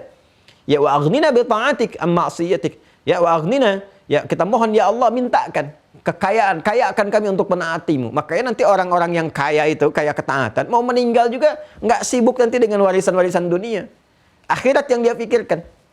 Nabi Ayub itu saat mau meninggalnya, ini pelajaran besar untuk kita. Ngumpulkan anak-anaknya. Yang ingin dikonfirmasi oleh beliau itu bukan pembagian warisan harta dunia, tapi konfirmasi warisan untuk harta akhirat. Keimanannya, ketakwaan anak-anaknya. Jadi beliau ingin menyampaikan pesan kepada kita, memberikan kesan, ini warisan saya yang telah mendidik dengan amal soleh, dengan bekal-bekal akhirat. Ini kebagian nggak anak-anaknya nih? Itu warisan iman itu yang paling penting. Warisan iman menjadikan kita aman dari urusan dunia dan aman dari kegelisahan akhirat. Warisan harta, kalau cuma harta saja, belum memberikan keamanan. Maka dikonfirmasi di Quran surah kedua Al-Baqarah, di ayat 133. Kan? Am kuntum syuhada'a idh hadara Ya'qub. Nabi Ya'qub bukan Ayub, saya koreksi ya. Nabi Ya'qub bukan Ayub. Am kuntum syuhada'a idh hadara Ya'qub al-maut idh qala li bani. Ya, apakah engkau pernah menyaksikan? Tentu tidak ya Allah. Kalau tidak, simak ini. Am kuntum syuhada'a, apakah engkau pernah menjadi saksi, pernah menyaksikan enggak? Idh hadara Ya'qub al-maut, ketika Ya'qub itu menghadapi kematian. Oh tidak ya Allah, karena masih jauh masanya. Nabi Ya'qub Masya Allah jauh di atas kami, gitu kan? Kalau kamu merasa nggak pernah menyaksikan, maka ini aku kabarkan. Aku sampaikan, pelajari ini semua. Ya anak Nabi Ya'qub kan berapa? Yang paling populer kan 12 itu kan? Ya Nabi Ya'qub, nanti turun-turun ke bawahnya kan? Turun terus. Nabi Ya'qub anaknya Nabi Ishak. Nabi Ishak kan ke Nabi Ibrahim alaihissalam, kan? Nanti saudaranya ke kiri ada Nabi Ismail yang alaihissalam. Nanti turun Nabi Muhammad SAW dari situ. Nabi Ishak, Nabi Ya'qub. Ya'qub ke siapa? Ke Yusuf dan saudara-saudaranya itu. Ya, tahukah Anda apa yang terjadi? Ini kan Nabi Yusuf sendiri anaknya sudah jadi apa waktu itu? Ya, Nabi Yusuf diangkat kan jadi pejabat tinggi. Ada yang mengatakan Perdana Menteri, ada yang mengatakan Menko, ya, Menko Menteri Koordinasi Bidang Ekonomi, ya, ya di pembesar di Mesir saat ini. Ya, di Mesir saat ini itu masih raja, ada rajanya, itu perdana menterinya atau penasihat ekonomi Nabi Yusuf alaihissalam itu. Ya, apa namanya? Khazinatul Ardi. Khazinatul Ardi itu yang ya kalau sekarang kita Menko lah, Menko ekonominya gitu. Itu Masya Allah, kan anaknya kaya itu. Anaknya kaya banget, yang lainnya sukses berdagang. Tapi tahukah Anda apa yang disampaikan oleh Nabi Ya'qub alaihissalam? Idh hadara Ya'qub al-maut idh qala li banihi ma ta'buduna min ba'di. Jadi ternyata yang paling penting itu warisan ketaatan. Jadi orang yang mengumpulkan kaya dengan ketaatan itu, dunia akan ikut. Anaknya sukses, anak-anak sukses. Nabi Yakub alaihissalam. Anak-anaknya sukses, berkah, baik. Walaupun ada intrik, dinamika, itu ya dunia. Tapi pada akhirnya puncaknya bahagia gitu kan. Hai, nanti siapa yang bisa mempertahankan itu yang akan menjaga konsistensi kebahagiaannya. Jadi yang pertama diwariskan ketaatan. Begitu ketaatan itu disebarkan, Allah ridha. Kalau Allah sudah ridha, apa aja dikasih. Justru kalau bergeser dari ketaatan, cuma ikut dunia saja, konflik. Pada akhirnya keturunan-keturunan dari asbat yang 12 ini, yang bergeser dari ketaatan, itu yang menjadikan konflik terus berkesinambungan. Sampai keturunan-keturunan genealogi melahirkan Yahudi dan sebagainya. Ya, sampai dengan kekinian. Yang ada kan konflik-konflik terus tuh. Karena kalau menjauh dari situ. Ya, maka apa yang terjadi? Idh hadara Ya'qub al-maut idh qala li banihi ma ta'buduna min ba'di. Dikonfirmasi. Apa jawab mereka? Qalu na'budu ilahaka wa ilaha abaika Ibrahim wa Ismail wa Ishaq ilaha wahida. Wa nahnu lahu muslimun. Ini konfirmasi dari Al-Quran. Karena kita nggak pernah tahu kisah itu, Allah menyampaikan kepada kita. Ya, makanya sebelum kita mendengar kisahnya, kita diminta dulu yakin tentang Allahnya. Maka disampaikan nih, kita belajar. Ya, di akidah pertama kan, rukun pertama kan tentang apa? Iman kepada Allah kan? Baiknya, maka kita belajar. Kenapa kita harus menuhankan Allah? Apa dasarnya Allah Tuhan? Nih dalil nasnya begini. Kalau nggak percaya, komparasikan dengan semua nas yang ada yang berbicara tentang Tuhan. Sampai engkau menemukan kebenaran. Nih logikanya begini nih. Kalau nggak percaya, uji dengan logika yang benar. Engkau akan menemukan kebenaran. Kalau memang ilmumu dipakai untuk menemukan kebenaran, bukan pembenaran, maka akan ditemukan. Ketika kita meyakini Allah sebagai Tuhan yang hak, menepikan yang lain karena alasan ini, nggak bisa ditolak kita alasannya. Dari nas, coba silahkan kumpulkan kitab-kitab yang lain yang berbicara tentang Tuhan. Tunjukkan. Ya, ada nggak di kitabnya langsung mengatakan, saya Tuhan, sembah saya misalnya. Nggak ada Tuhan selain saya, sembah saya. Di Al-Quran jelas Allah mengatakan, Innani anallah, sayalah Allah. La ilaha illa ana, nggak ada Tuhan selain saya, fa'bud, disembah saya. Ya? Nanti dijelaskan Allah siapa, sifatnya apa, dan gambarannya. Nanti logikanya apa? Digambarkan. Kenapa Tuhan mesti satu, kenapa Tuhan mesti ahad, kenapa Tuhan mesti begini. Semua sifat itu melekatnya hanya pada Allah. Bandingkan. Ketika Anda sudah meyakini Allahnya Tuhan, yakin hak benar, maka semua yang disampaikan Allah benar semua. Nah, sekarang di antara yang difirmankan itu, kamu nggak pernah tahu tentang kisah Nabi Yakub, nggak pernah bisa menyaksikan karena kamu nggak ada di situ. Nih, saya sampaikan kisahnya. Jadi setelah kita meyakini Allahnya, kita meyakini semua yang disampaikan oleh Allah. Maka apa yang paling bermanfaat? Wariskan ketaatan, wariskan amal saleh. Maka semua akan ikut. Anak-anak semua sukses dan sebagainya. Dan ternyata generasi Nabi Yakub itu Muslim semua. Wa nahnu lahu muslimun, semua Muslim. Tuh, semua Muslim, konfirmasi itu. Dan mereka menyembah Tuhan yang sama yang disembah oleh Ibrahim alaihissalam, disembah Ismail alaihissalam, Ishak alaihissalam. Ya, jadi sama. Dan semua yang disembah itu sama dengan Tuhannya siapa? Nabi Muhammad SAW dan Tuhannya kita semua. Tapi yang ingin saya sampaikan itu mengonfirmasi tentang memohon kekayaan dalam ketaatan. Kaya dengan ketaatan, maka akan mengikutkan dunia di dalamnya. Tapi kalau Anda ikut dunia, maka belum tentu ketaatan mengikutinya. Maka kita memohon kepada Allah, diantaranya apa? Aghnina bi ta'atika am ma'siyatik. Ya Allah, mohon kaya akan kami dengan ketaatan kepadamu dan jauhkan dari maksiat. Wa bi fadlika amman siwak. Allahu Akbar, ini puncaknya. Dan semua keutamaan hanya darimu saja. Saya nggak pengen dari selainmu ya Allah. Jadi kalau Anda bekerja, dapat jabatan di struktural birokrasi, maka Anda dapat yang paling utama. Ya Allah berikan. Ya, walaupun manusia mengatakan, Pak, Bapak ditempatkan direktur utama, Allah berkehendak, manajer aja dulu. Ya, itu yang paling utama buat kita. Sampai pensiun di level manajer misalnya, alhamdulillah. Karena boleh jadi ketika dapatkan direktur utama, ternyata tempat bergaulnya penuh dengan maksiat. Rapatnya di tempat yang ada maksiatnya. Kumpul-kumpulnya ada harta-harta yang kurang jelas. Ini yang aman buat kamu. Fadlun. Fadlun, dhalikal fadlu minallah. Wa kafa billahi syahida. Ya, itu doa yang biasakan diminta. Saya juga mencoba membiasakan dan alhamdulillah. Ya, Masya Allah. Pokoknya kalau riwayat bersanad itu, semua terbukti itu. Ya, nggak ada melesetnya sedikit pun. Semua terbukti. Kalau riwayat bersanad, semua terbukti. Sepanjang sahih sanadnya.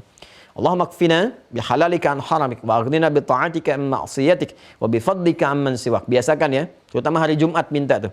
Ya, bapak-bapak yang Jumatan, ikhwan, setelah selesai Jumatan, jangan langsung pergi. Minimal baca dulu zikir, doa itu baca dulu. Allahumma kfina bihalalika an haramik wa aghnina bi ta'atika an ma'siyatik wa bi fadlika amman siwak. Ya, itu terijazahkan tuh dari doa-doa itu teriwayatkan. Ya, kemudian kitab Simpul Iman yang ketiga. Kita langsung ke Al-Qur'an. Al-Qur'anul Karim seperti pernah diuraikan secara detail ya dalam pembahasan simpel ketiga di keimanan adalah kitab yang paling mulia, terkomprehensif, menjadi mukjizat utama Nabi Muhammad SAW yang mengumpulkan dua aspek sekaligus. Manhaj dan mukjizat. Pedoman hidup dan mukjizat. Kalau kitab-kitab yang lalu diberikan kepada nabinya, itu cuma manhaj saja, pedoman hidup saja, hudan saja. Nggak ada unsur mukjizatnya. Mukjizatnya berbeda. Nabi Musa misalnya, mukjizatnya apa? Tongkatnya. Ya, tapi kitabnya nggak jadi mukjizat, jadi hudan aja, jadi pedoman aja. Makanya sampai sekarang nggak abadi. Silahkan dapatkan, ada nggak sekarang Tauratnya yang sama dengan Taurat zaman Nabi Musa diturunkan. Dan itu validitasnya harus dibuktikan. Betul, tersambung ke Nabi Musa sampai ada saksinya dan sebagainya. Terurutkan, digali, sampai jalurnya sampai ketemu Nabi Musa. Anda nggak akan dapati. Karena bukan mukjizat, nggak ada jaminan abadi. Ya kan? Nah, mukjizatnya apa? Tongkatnya itu. Mukjizat selesai tugas nabinya. Jadi nabinya selesai, hilang. Mau dicari sekarang pun kemana nggak ditemukan tongkat Nabi Musa. Nabi Isa alaihissalam dapat Injil. Pedoman hidup saja, hudan. Ya, tapi bukan mukjizat. Karena itu kalau kita cari sekarang temukan nggak didapati. Adanya cuma catatan-catatan aja dinisbatkan. Itu pun catatan itu, ya kalau diuji lagi kita akan temukan banyak perbedaan-perbedaan. Namanya catatan. Kan? Dan harus diuji ulang. Ya, Bible itu kan catatan, bukan kitabnya. Dari Bibles namanya. Ya, tapi kalau Anda mau cari Injilnya, silahkan temukan. Yang persis sama ditemukan di masa Nabi Isa alaihissalam. Dikonfirmasi sesuai sanad. Ya karena itu Injil menjadi hudan, tapi tidak menjadi mukjizat. Mukjizatnya apa? Berbeda sendiri. Dari kelahirannya Isa sudah mukjizat, lahirnya mukjizat, ya kan? Wafatnya mukjizat, lahirnya kan mukjizat, lahir dari ibu, ya kan? Yang tidak pernah berhubungan dengan laki-laki manapun. Walam yamsasni bashar, ya kan? Lahirnya mukjizat. Baru lahir udah bisa bicara, udah mukjizat. Itu mukjizat. Menghidupkan yang mati dengan izin Allah, mukjizat. Menyentuh penyakit hilang, mukjizat. Sama yang lain juga punya mukjizat. Ya, yang lain juga punya mukjizat, bahkan ada yang serupa, disamakan karena berdasar karakter setiap masanya. Ya, kemudian apa lagi? Meninggalnya mukjizat. Ya, jadi biasa aja. Ya, itu mukjizatnya. Hudannya kitabnya cuman hudan aja. Al-Qur'an tidak. Melekat di dalamnya mukjizat dan hudan sekaligus. Karena itu sampai sekarang pun ya mukjizat sampai kepada kita nggak berkurang sedikit pun. Kalimat yang sama yang disampaikan Nabi sama persis sekarang. Dari A sampai Z-nya. Nggak ada yang berubah sedikit pun. Nah, ini sudah Allah kemudian tetapkan sebagai pedoman yang berlaku sampai akhir kehidupan. Penyempurna semua. Jadi dari mulai Nabi Adam alaihissalam terus sampai ke Nabi Isa, sampai ke zaman Nabi Muhammad seperti pernah saya sampaikan dulu. Itu semuanya disempurnakan, diakumulasikan, terkonfirmasi ada dalam Al-Quran di risalahnya Nabi Muhammad SAW. Dan dahsyatnya saling mengonfirmasi. Jadi Nabi Isa mengonfirmasi akan datang Nabi Muhammad. Di Nabi Muhammad disebutkan kisah Nabi Isa nanti. Demikian sampai ke Adam. Karena itu di Al-Quran disebutkan konfirmasi sampai ke atas. Di Quran ada kisah Nabi Isa? Ada. Yesus Mesias, Bunda Maryam. Ada. Bahkan ada suratnya, surat Maryam. Isa disebutkan 25 kali dalam Al-Quran. Ada kisah Nabi Musa? Ada, banyak. Ada kisah kemudian siapa lagi? Ya, Nabi Ayub ada. Yakub ada. Yusuf ada. Bahkan ada surat Yusuf. Ibrahim ada. Nabi Adam pun ada kisahnya mengonfirmasi. Dan mereka pun mengonfirmasi risalah Nabi Muhammad SAW di setiap masanya. Seperti pernah saya jelaskan dulu. Ya, untuk menghemat waktu silahkan cek materi itu yang saya sampaikan tentang simpul iman yang keempat. Ada di situ semua. Ya. Nah, karena Al-Quran ini mengandung mukjizat, manhaj, pedoman hidup secara istimewa, komprehensif, keseluruhan, maka cara turunnya pun beda.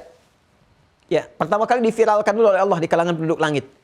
Maka kata para ulama disampaikan di semua kitab-kitab ulumul Quran, di Al-Itqan, Al-Burhan, Manahilul Irfan, Mabahith fi Ulumil Quran, turunnya pertama lewat Baitul Izzah dulu, disampaikan semua untuk menggambarkan tentang kadar manusia dan pedomannya dari Quran. Makanya surah tentang itu disebut surah Al-Qadar, surah 97, Inna anzalnahu fi Lailatul Qadar. Lalu turun kemudian kepada Rasulullah detailnya secara bertahap. Nah, inilah di antara mukjizat Al-Quran, Masya Allah, Allahu Akbar, diturunkan oleh Allah Subhanahu wa Ta'ala secara bertahap. Kalau Tauratnya Musa alaihissalam, Injilnya Isa alaihissalam itu keseluruhan. Langsung. Ini 10 perintah. Gini, jangan zina, jangan mencuri, jangan begini, jangan musyrik kepada Allah. Selesai.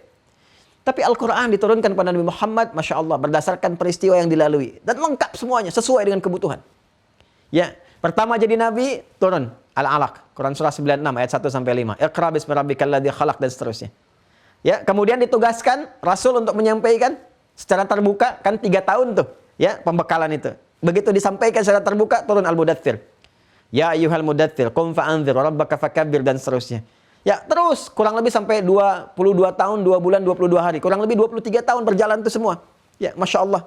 Ya, sampai turunnya apa? Ya, ada yang mengatakan tadi Anda katakan Al-Maidah ayat 3. Ya, dengan tadi di dalam situasi Haji Wada, momentum Haji Wada turun.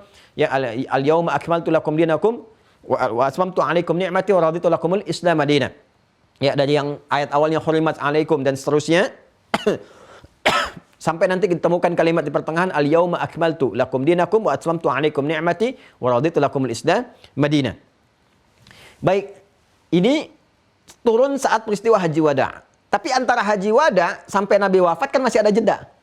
Ya, masih ada turun nanti ayat wattaqu yawman turja'una fihi ila Allah, thumma tuwaffa kullu nafsin ma kasabat wa hum la yuzlamun. Ya kan? Itu nanti di penghujung surah Al-Baqarah, nanti Allah Subhanahu wa taala kemudian menurunkan ayat terakhir wattaqu yawman turja'una fihi ila Allah. Ya, setelah semua lengkap Allah sampaikan, takwalah kalian kepada Allah. Takut suatu saat kalian pulang kepada Allah. Kamu akan dihisab. Nggak akan dizalimi, kalau salah ya salah, kalau baik ya balik. Ya, maka ketika ayat itu sempurna turun, agama turun, ini tanda seperti tadi yang Anda sampaikan. Abu Bakar sudah menangkap. Oh, kalau agama sempurna, Rasulnya kan diutus untuk menyempurnakan agama. Kalau sudah selesai, ya sudah. Tugas Nabi selesai. Kalau tugas Nabi selesai, pasti selesai juga tugasnya. Kehidupan di dunia ini. Kan Nabi itu membawa risalah. Selesai risalahnya, selesai tugasnya. Meninggal Abu Bakar membaca itu. Cerdas Abu Bakar. Maka beliau menangis. Ya, menangis dan seterusnya. Ya, peristiwanya sudah viral, kita tahu semuanya sampai Nabi meninggal dunia. Tapi kan karena risalah penutup abadi, mukjizatnya abadi, sampai sekarang pun terus berlangsung. Karena itu nabinya sebagai manusia punya fitrah kemanusiaan meninggal, tapi risalahnya abadi karena pelengkap semua risalah sampai kehidupan berakhir. Nah, sekarang pertanyaannya, kenapa kemudian yang turun pertama kali Al-Alaq terus sampai ke Al-Maidah sampai penutup nanti di Al-Baqarah itu, dengan di akhir-akhir ayatnya Anda dapatkan itu. Nah, kenapa kemudian susunan mushafnya dari Al-Fatihah sampai dengan An-Nas? Ini yang paling indah, yang paling menarik. Jadi saat turun ayat-ayat itu sesuai dengan kebutuhan-kebutuhan di masanya. Turun peristiwa ini, turun ayatnya. Ada peristiwa ini, turun ayatnya. Untuk penguatan iman, turun ayatnya. Masya Allah, setelah terkumpul semua ayatnya, dibimbing Rasulullah SAW oleh malaikat Jibril. Ya, untuk bisa membacakan ayat-ayat Quran yang telah terkumpul itu kan kumpul, maka diminta Rasulullah untuk membacakan sesuai petunjuk Jibril. Begini cara mengurutkannya. Peristiwa itu disebut dengan tauqifi namanya. Tauqifi. Ya, tauqifi, dibimbing kemudian oleh malaikat Jibril, dibacakan oleh malaikat, diikuti Rasulullah. Ini urutannya dari Al-Fatihah sampai dengan An-Nas, seperti yang kita dapatkan sekarang. Dan Masya Allah, Allahu Akbar. Allahu Akbar. Ternyata semua urutan ini menunjukkan kesempurnaan mukjizat Al-Quran. Turun sesuai dengan urutan kebutuhan, miniasi hidup, gambaran kehidupan yang dialami di umat masa itu. Ternyata semua bimbingan itu adalah kurikulum kehidupan untuk semua umat. Jadi semua orang yang berkehidupan gak akan lepas dari peristiwa-peristiwa itu. Itulah dahsyatnya miniasi kehidupan di masa Nabi. Saya mau tanyakan kepada Anda, kalau bisnis, sekarang ada bisnis? Ada. Yang curang ada? Banyak. Maka muncul surat-surat ayat-ayat tentang itu memperbaiki. Praktek di masa lalu diluruskan. Jadi peradaban. Dibawa kurikulum. Sekarang kalau kita praktekkan, maju lagi kita. Ada tentang militer? Ada. Peristiwa perang Badar, perang Uhud, perang macam-macam. Gitu kan? Ada bimbingannya secara militer. Bahkan dalam perang pun kita punya akhlak. Di mana kita dapatkan suasana perang yang berdesing segala rupa. Kita masih ada akhlaknya. Ini yang harus dilakukan, ini jangan dilakukan. Jangan sakiti ini, jangan sakiti itu. Konferensi Jenewa, macam-macam. Belakangan datang, Quran sudah lebih dulu. 14 abad yang lalu. Itu cuma membenarkan isi Al-Quran tuh, konferensi Jenewa itu. Jangan sakiti anak-anak, jangan lukai perempuan-perempuan, orang-orang yang sudah sepuh. Kita sudah lebih dulu ada itu. Bahkan berjuangnya pun untuk ibadah. Ya, nggak ada berjuang untuk dapat ketamakan dunia. Makanya ketika untuk ibadah, bersih semua. Cuman sering dipotong-potong hadisnya. Ya, umirtu an uqatilan nasa hatta yashhadu an la ilaha illallah. Jadi itu sering dipotong-potong oleh orientalis tuh. Disebarkan berita yang negatif, orang Islam datang mendakwahkan dengan pedang, bunuh-bunuh orang dan sebagainya. Enggak disampaikan secara komplit, nyata cuma dipotong-potong. Persis kelakuan ya para penganut paham liberal sekarang ini, suka motong-motong ayat gitu. Motong-motong hadis dan sebagainya. Jadi kesannya tuh bawa pedang, enggak pernah disampaikan utuhnya. Ya, padahal ketika Islam datang itu membawa kebaikan-kebaikan. Landscape saat itu mereka banyak berperang, banyak ini. Datang Islam meluruskan, membenarkan. Anda masih ingat kisah viralnya Sayyidina Ali bin Abi Thalib radhiyallahu taala anhu karramallahu wajah. Begitu dalam satu suasana peperangan, ya, untuk membawa risalah-risalah kebaikan itu, beliau sudah bertarung dan kan Sayyidina Ali kuat sekali itu fisiknya itu. Menang beliau itu, begitu akan mengeksekusi diludahi kan wajahnya. Apa yang dikatakan oleh beliau responnya? Nggak jadi. Nggak jadi mengeksekusi, dikalkan. Musuhnya bingung, kok nggak jadi katanya. Tadi saat aku tadi bertarung denganmu, ya, niatku lillah karena Allah untuk memberikan kebaikan. Tapi ketika aku akan eksekusi kamu ludahi, aku takut itu ternodai. Ya, jadi aku membunuh engkau itu karena amarah. Ya, bukan karena menegakkan kebenaran, keadilan. Jadi ditinggalkan. Musuhnya malah bingung. Saat itu dia bersyahadat syahadu an la ilaha illallah. Ya, di mana ada satu ketentuan dalam peperangan gak boleh merusak tanaman, gak boleh menghancurkan rumah ibadah dan sebagainya. Itu konferensi baru datang belakangan. Islam sudah ada lebih dulu. Maka ketika diurutkan itu, dibimbing oleh malaikat Jibril dan sebagainya, itulah menjadi kurikulum kehidupan. Sempurna semuanya. Jadi mukjizat di masa Nabi, mukjizat selanjutnya sampai kehidupan berakhir. Di masa Nabi turun berdasarkan kebutuhan dipraktekin secara langsung. Jadi kalau ada kasus rumah tangga, nih ayatnya. Kasus ini, nih ayatnya. Lalu ketika selesai semua, diurutkan oleh malaikat Jibril, disampaikan Nabi Muhammad ikuti ini, bacain semuanya. Jadi kurikulum, bacanya enak dari awal sampai akhir. Dan tahukah Anda, ketika Anda bacakan dari Al-Fatihah sampai dengan An-Nas, Allahu Akbar. Ini menunjukkan kesempurnaan urutan Al-Quran. Jadi ternyata penjagaan Allah terhadap Al-Quran termasuk pada susunannya. Jadi kalau orang mau merubah Quran, ketahuan. Dan Anda akan temukan tengah-tengah Qurannya. Waliyatalattaf. Ya, di surat Al-Kahf itu tengah-tengah Quran. Kalau itu bergeser sedikit aja ketahuan ada yang salah di Quran nih. Jadi kalau ayat ini posisinya geser dikit aja, gesernya, misalnya lembar berikutnya atau lembar setelahnya tuh, itu akan ketahuan. Karena nanti Anda mau nyusun di mushaf itu, kan dicetak tuh. Ada yang per 15 kan, 15 baris, ya kan? 20 baris, per 30 baris. Anda mau susun per baris berapapun, ayatnya kan nggak akan berubah. Ya, jadi kalau Anda konsisten, itu posisi ayat itu akan di situ. Begitu Anda geser, hilang. Ada sekarang algoritma Al-Quran untuk menunjukkan keseimbangan ayat-ayat Al-Quran. Ternyata ditemukan di apa? Bismillahirrahmanirrahim. Begitu geser salah satu ini, salah satu huruf hilang saja, ketahuan ada yang salah. Itulah kenapa kemudian susunannya, ya seperti yang kita dapatkan sekarang, tidak berdasarkan asbabun nuzul, sebab-sebab turun pertama kalinya. Pertama adalah itu tauqifi, petunjuk dari Allah melalui malaikat Jibril kepada Rasulullah SAW dengan tujuan satu, untuk menjaga kemurnian Al-Quran.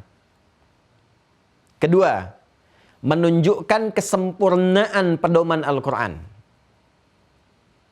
Nah, jadi kalau Anda ingin melihat kesempurnaan Al-Quran berisi pedoman secara utuh dari Al-Fatihah sampai An-Nas. Tapi kalau Anda ingin praktekkan di mana ayat itu digunakan, lihat sebab nuzul di masa Nabi. Karena itu miniaturnya. Ya, misal ada kejadian nih di rumah tangga misalnya kan, begini, kesalahpahaman. Lihat kejadian di masa Nabi. Asbabun nuzulnya kejadian ini, ada terjadi ini enggak? Cek. Turun surat apa? Baca itu. Pelajari ayatnya. Praktekkan, selesai lagi. Ya, sampai ke puncak tertingginya. Ada tentang bisnis, misalnya ada kecurangan yang terjadi begini-begini, kita ingin selesaikan. Pernah nggak kejadian di masa Nabi? Ada kasusnya. Lihat ayatnya, lihat suratnya, pelajari tafsirnya, praktekkan, hilang itu semua. Datang keberkahan. Nah, jelas ya? Dan yang ketiga adalah kesempurnaan susunan itu untuk memudahkan hafalan dan kajiannya. Coba kalau Anda acak tuh, hafalin tuh Al-Baqarah pertama, Al-Fatihah kedua, Ali Imran ketiga, An-Nas keempat. Terus hafalkan dari awal sampai akhir. Anda nggak akan dapatkan kemudahan seperti yang dimudahkan oleh Allah dengan susunan yang sekarang kita dapati. Nah, jadi hati-hati, jangan sampai kita terjebak pada tuduhan-tuduhan tertentu yang menyampaikan susunan Al-Quran sekarang kreasi manusia saja. Ya kan? Itu awas, hati-hati itu. Ada informasi-informasi demikian. Tidak, itu petunjuk langsung menunjukkan keistimewaan Al-Quran. Jelas ya? Jadi nanti yang pertama, Quran diturunkan sesuai dengan kebutuhan pada masa itu untuk memberikan kesan praktek langsung kepada kita, petunjuk kepada kita, ayat-ayat apa yang digunakan berdasarkan isu-isu atau kejadian yang berlangsung, terjadi. Keluarkan ayatnya, pelajari. Oke, nanti cari kitab-kitab tentang asbabun nuzul. Ya, Imam Suyuti punya kitab Lubabun Nuqul fi asbabin nuzul. Dapatkan itu. Ya, Lubabun Nuqul fi asbabin nuzul. Nanti beliau juga punya Tartib Suwaril Quran, korelasi. Ini Anda kalau cari kitab Mas Reza dan teman-teman semua, ini Imam Suyuti itu Masya Allah banyak sekali kitabnya itu, Imam Suyuti itu. Jadi ada keserasian antara surah satu ke surat yang lainnya. Jadi apa hubungan Al-Fatihah dengan Ali Imran? Ali Imran dengan An-Nisa. An-Nisa nanti terus ya dengan Al-Maidah. So sampai ke An-Nas. Itu dibahas oleh Imam As-Suyuti. Tartib Suwaril Quran nama kitabnya. Ya, korelasi antara hubungan satu surat dengan surat yang lainnya. Nanti kalau sudah masuk ulumul Quran, sudah selesai pembahasan iman, masuk kemudian kita ke pembahasan fikih dan turunan kitab lain, itu insya Allah kita bahas. Dan dalam waktu dekat saya sudah dapat daftarnya. Insya Allah masyayikh itu sudah siap juga dan insya Allah mereka sedang persiapan ijraat proses untuk ke Indonesia juga. Ya nanti kalau sudah berjalan dan pelajaran bahasa Arab kita juga berjalan, mereka juga mengisi. Jadi nanti ada yang di Indonesia yang datang sini. Kalau kita sudah agak senggang, pesantren sudah jadi, nggak apa-apa. Yang tahap pertama kan SD dibangun nih. Di SD itu ada ruang aula juga dan saya siapkan juga ada space yang cukup besar. Jadi nanti per zonasi bisa diundang. Ya, nanti ada daurah datang dengan saya juga ada, nanti ada yang masyayikh yang lain juga. Karena nanti tinggal juga di sini dengan saya, yang tinggal di sini. Ya, jadi kalau pesantren kita saya nggak sebutkan lokasinya dulu, tapi nanti kita sama-sama bangun. Karena ini saya memang dedikasikan betul dan saya wakafkan diri saya sepenuhnya, ya termasuk harta dan sebagainya. Ini jadikan tuh umat, jadi nggak ada nama saya di situ. Ya, jadi semua lahan pun alhamdulillah sudah atas namanya umat, yayasannya nanti Mira. Jadi semua sampai sekarang administrasi nanti pesantrennya pun dibangun, semua saya siapkan murid-murid. Ini murid-murid saya sedang belajar di luar. Insya Allah 2 tahun pulang begitu pesantren jadi, itu jadi. Nah, jadi sudah siap kalau saya meninggal pun insya Allah itu sudah ada yang teruskan. Insya Allah gitu ya. Nah, jadi semua kita siapkan itu untuk menyiapkan ulama saja. Ulama di situ. Di ulama nanti insya Allah ada tempat lahan untuk offline belajar. Nanti diundang Santi Mira ke situ. Ya, nanti itu lebih luas insya Allah. Nanti ada kebun-kebunnya, ada juga eko kan itu sifatnya. Ya, di macam-macam ada kajian, ada Quranic Botanical Garden, ya riset kajian kebun Qurani. Nanti ada diterapkan untuk kajian tafsir. Insyaallah nanti kalau sudah ada kita bisa hadir di dalamnya. Nah, jadi demikian ya Mas Reza dan kawan-kawan yang lainnya. Jadi kalau kita ingin belajar dari awal yang susunan turun pertama kali, itu yang dimaksudkan adalah praktek penerapan ayat Quran. Jadi kalau kita punya peristiwa-peristiwa kejadian yang kita alami, itu nggak akan lepas dari kejadian di masa lalu. Lihat ayatnya, di mana dia turun, seperti apa kejadian, pelajari, ambil hikmahnya, selesai masalah kita. Tapi kalau kita ingin gali secara luas tentang penjagaan Quran, menanamkan dalam jiwa kita, maka baca sesuai urutan mushaf dari awal sampai akhir, Al-Fatihah sampai An-Nas. Jadi urutan asbabun nuzul untuk mengaji secara tematik. Sedangkan dari awal sampai akhir untuk menunjukkan kesempurnaan Quran, bacaan-bacaan dalam salat, hafalan-hafalan termasuk menjadi bagian dari ahlul Quran. Wallahu taala a'lam bissawab. Baik, jazakumullah khair. Silahkan yang lain terakhir barangkali dari akhwat. Akhwat saya harus buka kacamata. Mas dikembalikan Mas kepada umum. Udah begini saja tampilannya. Ya. Silakan, ada yang dari akhwat? Siapa? Baik, silakan Ibu Yuni namanya. Fadhali, silakan. Assalamualaikum. Dibuka umum saja, Mas. Umum saja. Silakan. Maaf ya kalau saya nyampaikan begini saya ke admin. Fadhali, silakan. Terima kasih Ustadz Hidayat atas kesempatannya. Terima kasih pada semua tim Mira yang telah memberikan kesempatan bagi saya untuk bisa bertemu dengan Ustadz Hidayat meskipun via online. Baik, alhamdulillah. Fadli. Dengan terkait dengan rukun iman yang ke-6 Ustadz, saya tentang takdir qada dan qadar.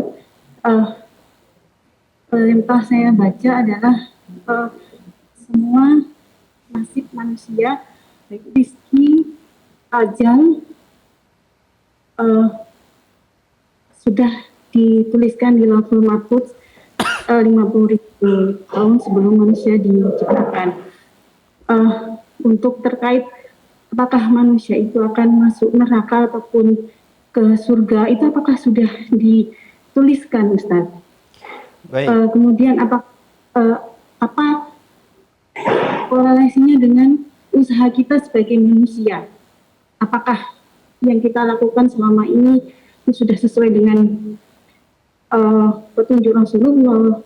Itu apabila kita ditakdirkan untuk ke neraka, itu apakah ada gunanya gitu? Dan sebaliknya, jika memang dia tergerak untuk masuk surga meskipun apapun yang sudah dia lakukan di dunia, apakah itu maksiat, itu apakah dia kan juga akan masuk surga. Terus korelasinya dengan Allah sebagai Maha Pengasih, Maha Penyayang, sekaligus juga Allah Maha Tahu. Mohon maaf untuk penjelasannya bagaimana Ustaz, untuk memahami sebenarnya takdir manusia itu bagaimana dan bagaimana cara mengimaninya agar iman kita lengkap Ustaz. Dari iman pertama sampai yang terakhir. Jazakallah khair. Baik, semoga Allah merahmati Anda dan kita semuanya, dan semoga kita diridhoi oleh Allah Subhanahu wa taala. Izin mengonfirmasi terlebih dahulu, apakah Ibu sudah mengikuti dari pembahasan simpul yang ke-6 itu dari awal sampai akhir yang saya sampaikan? Sudah ya? Baik, kalau sudah, saya lebih nyaman dan lebih mudah untuk menerangkannya karena di sana pun saya sudah memberikan penjelasan-penjelasan detail termasuk juga terkait dengan apa yang ditanyakan ini. Pertama, kita sudah belajar di simpul yang ke-6 itu bahwa Allah Subhanahu wa taala memiliki sifat Maha mengetahui dan menetapkan segala hal yang terkait dengan aspek kehidupan kita. Lalu memberikan kesempatan kepada kita untuk berikhtiar menjalani kehidupan ini sesuai dengan misi yang telah Allah tetapkan sebagai khalifah di bumi dan beribadah kepada Allah Subhanahu wa taala. Karena pengetahuan Allah yang maha luas itu, Allah mengetahui karena sifat Allah harus begitu. Yang sebelum, yang sedang dilakukan, ataupun yang akan terjadi sampai kapanpun. Ya kan? Dan dengan sifat inilah kemudian Allah memberikan kemudian kepada kita ikhtiar. Silahkan jalani saja. Tapi Allah sudah tahu. Ya, dan ketetapan ini sudah ada tertuang. Ya, tertuang di dalam satu kitab di Lauh Mahfuz tentang apa yang terkait dengan kegiatan-kegiatan kita atas pengetahuan Allah. Dan untuk membuktikan itu semua akan terkonfirmasi dengan kegiatan-kegiatan yang kita lakukan yang dicatat oleh malaikat. Ya, yang kita di simpul yang kedua kita belajar Raqib dan Atid. Karena mereka kan katibin hafidhin, menjaga kita, mencatat amalan kita. Dan amalan kita itu akan mengonfirmasi dua hal. Satu, perbuatan kita yang dilakukan setiap detiknya. Dari mulai balik sampai dengan akhir kehidupan. Sekaligus mengonfirmasi sifat Allah Alim yang maha mengetahui. Yang telah mengetahui sebelum, sedang, dan akan terjadi. Di kitab Lauh Mahfuz yang terkait dengan kadar kita itu. Ya, maka kita ini nggak pernah tahu keadaan kita bagaimana di masa depan. Allah yang tahu. Karena itulah Allah menyampaikan kepada kita. Wa qul i'malu, kalian beramal saja. Ya, kita tidak perlu memikirkan apakah nanti, oh ini surga, ini neraka, ini begini. Allah yang maha tahu, Allah yang tahu kita. Tapi kan kita nggak tahu, ya kan? Makanya perintah Nabi ketika ada yang mengonfirmasi begini begitu, termasuk pertanyaan Anda tadi, Nabi mengatakan langsung pada sahabatnya, kamu beramal saja, berikhtiar. Ya, kenapa? Karena secara logika kita kan nggak tahu mau kemana nanti besok lusa. Ya, Allah itu maha mengetahui dengan sifat pengetahuannya. Karena kenapa saat menetapkan itu sifat yang mengharuskan Allah mengetahui dari sebelum kejadian. Sebelum kita tercipta, karena Allah yang menciptakan saat tercipta dan akan terjadi apapun di kemudian hari. Konfirmasi semua pengetahuan Allah itu ada dalam kitabnya. Ya, yang ada di Lauh Mahfuz itu nanti. Jadi ketika kita kembali akan dikonfirmasikan antara perbuatan kita yang dicatat oleh malaikat. Malaikat pun nanti akan tertakjub. Masya Allah, sama semua, persis sama semua. Ya, tapi semua yang tertuang ini atas pengetahuan Allah. Ya, terjadi ditetapkan pahala dan dosa itu dari ikhtiar perbuatan kita. Tapi sebelum dikerjakan Allah sudah tahu dengan pengetahuannya. Karena itulah, karena kita tidak tahu, tugas kita sekarang beramal saja. Tapi diberikan gambaran oleh Allah berupa petunjuk. Apa petunjuknya? Kalau kamu mengerjakan kebaikan, ini muaranya sampai ke surganya. Kalau kamu mengerjakan keburukan, ini sampai akhirnya. Nah, pilihan kita untuk menempuh itu disebut ikhtiar namanya. Makanya Nabi secara logis mengatakan, umatku itu sebetulnya kalau mengerti, paham, akan ke surga semua. Kalau dia pilih itu, ilaman aba, kecuali yang nggak pengen. Ya, jadi perkara antara surga, ke neraka dan sebagainya dalam pengetahuan Allah kita ada di mana. Tapi kita sekarang punya tugas berikhtiar. Kalau pengen ke surga, dapatkan surga. Allah turunkan jalannya. Ini, kerjakan sholat, kerjakan zakat, kerjakan puasa, baca Quran, jangan maksiat. Jadi kalau Anda misalnya, atau jangan Anda lah, jangan saya, jangan kita yang ada di sini ya, kita nggak mau. Kalau ada orang memilih bermaksiat setelah Allah terangkan, kalau maksiat kamu ke neraka. Yang salah siapa? Yang salah pelakunya. Dan Allah sudah tahu karena pengetahuan Allah itu sudah jelas meliputi segalanya, itu sifat Allah, ya kan? Ya, dipahami ya cara saya menerangkan. Tapi orang ini sengaja memilih maksiat dan diberitahu kalau begitu dosa. Coba tanyakan ya pada orang yang pernah korupsi, yang berdusta, tahu nggak kalau berdusta itu salah? Dia tahu. Artinya ketika dia menempuh dusta itu, dia menempuh dengan segala resikonya, ya kan? Ketika orang itu korupsi, dia tahu itu salah. Ketika dia mencuri, merampok, berzina, bahkan membunuh, silakan saat press release, press conference itu. Saat polisi press conference, para pelaku maksiat itu kan mengatakan, kami menyesal, ya, kami berbuat salah. Menyesal itu karena tahu itu salah. Nah sekarang kalau sudah tahu itu salah, kenapa dikerjakan juga? Dan Allah memberikan jalan, kalau kamu kerjakan ini, ikuti setan, nanti akan begini. Sepanjang masih hidup, Allah sayang, jangan sampai begini, ini taubat nih. Silakan taubat, ya kan? Tapi Allah harus adil, harus konsisten. Ya, keadilannya melekatkan sifat Allah memberikan pendampingan kepada kita, bantuan-bantuan, perlindungan dalam berikhtiar, ya. Karena keadilan Allah itu harus diberikan kepada semuanya, kepada manusia, kepada jin, kepada malaikat, termasuk juga iblis yang mengajukan kepada Allah supaya dia diberikan peluang untuk menggoda, untuk membuktikan kesombongan. Ya, Allah ingin menunjukkan bahwa dia memang sombong, ya kan? Nah, tapi sifat adilnya harus memberikan peluang yang sama kepada setiap makhluk. Allah berikan kesempatan pada iblis untuk taubat, diberikan jeda. Dianya nggak mau pilih taubat, tetap ingin membuktikan kesombongan. Diancam oleh Allah, kalau kamu kerjakan itu kamu masuk neraka. Nggak ada faidahnya ibadah kamu ribuan tahun. Di akhirat itu, kamu pernah soleh, kenapa harus jadi fasik? Silahkan taubat. Nggak diterima oleh iblis, nggak mau. Nggak apa-apa masuk neraka juga, itu pilihan dia kan. Maka jangan sampai manusia ikut iblis. Jangan sampai ikut godaannya. Ketika menggoda disebut setan, turun ayat wala tattabi'u khutuwatis syaitan. Jadi Allah menetapkan kadar, tapi saat yang bersamaan memberikan petunjuk kepada kita untuk berikhtiar. Itu yang disebut walladzi qaddara fahada. Ya, adil kan Allahnya? Adil ya? Aku maha tahu kata Allah dengan sifatku. Aku tahu apa yang kamu kerjakan, sedang, telah, akan, bahkan kamu kemanapun surga neraka aku tahu. Ya, ditetapkan, sudah ada ketetapan dan semuanya dari pengetahuan Allah. Cuma kita diberikan kemudian fahada, diberi petunjuk, ikhtiar. Ini jalannya, jangan menyimpang. Kalau istiqomah di jalan itu dapat surga, rahmat Allah. Tugas kita sekarang menjalani ikhtiar itu, menjemput takdir Allah pada pengetahuan yang telah melekat kepadanya. Ya, jadi kalau seperti itu pemahamannya nggak ada benturan-benturan. Untuk apa saya beramal soleh kalau ditetapkan masuk neraka? Hei, ya kan? Pilihan amal soleh itu ketika dikerjakan mengantarkan kita ke surga. Pertanyaannya kenapa harus maksiat? Karena pasangan neraka itu kan maksiat. Ya kan? Jadi nggak mungkin kalau ada orang konsisten amal soleh masuk neraka itu nggak mungkin. Ya, kenapa? Karena konsisten dengan iman, dengan amal solehnya, itulah ikhtiar kita. Jadi nggak ada benturan antar takdir. Sebetulnya pertanyaan itu tidak perlu muncul, tapi dibisikkan. Kadang-kadang was-was dari setan juga. Ya, menyebar. Saya sering dapat pertanyaan itu, Bu, demikian dalam pembelajaran. Tapi itu normal supaya kita tahu, dapat pengetahuan. Tapi sering kita dibenturkan supaya apa? Supaya ibu nggak beramal. Supaya kita nggak beramal. Ngapain kita beramal kalau udah jelas masuk neraka nanti? Wah, Masya Allah, hilang deh amalan kita. Nggak tahajud lagi, nggak sholat lagi, malah larut dalam maksiat. Itu tipu daya setan. Kenapa? Karena dia sudah putus asa. Dia sudah tahu dia dijamin neraka. Karena apa? Karena dia nekat menyampaikan, Allah katakan tempatmu di neraka. Ya, dia maksa, nggak apa-apa ke neraka juga. Dia memang udah pilih neraka. Karena dia sudah tahu tempatnya di neraka, bahwa dia berusaha mencari teman. Karena itu dia berusaha mencari teman, menggoda anak cucu Adam. Sedangkan kita nggak tahu tempat kita di mana. Tapi kita diberikan jalan oleh Allah, nih masuk ke surga lewat sini. Maka jangan ikuti iblis. Jelas ya? Nah, di antara cara iblis menggoda kita, memberikan was-was yang sama dengan apa yang dia sudah alami.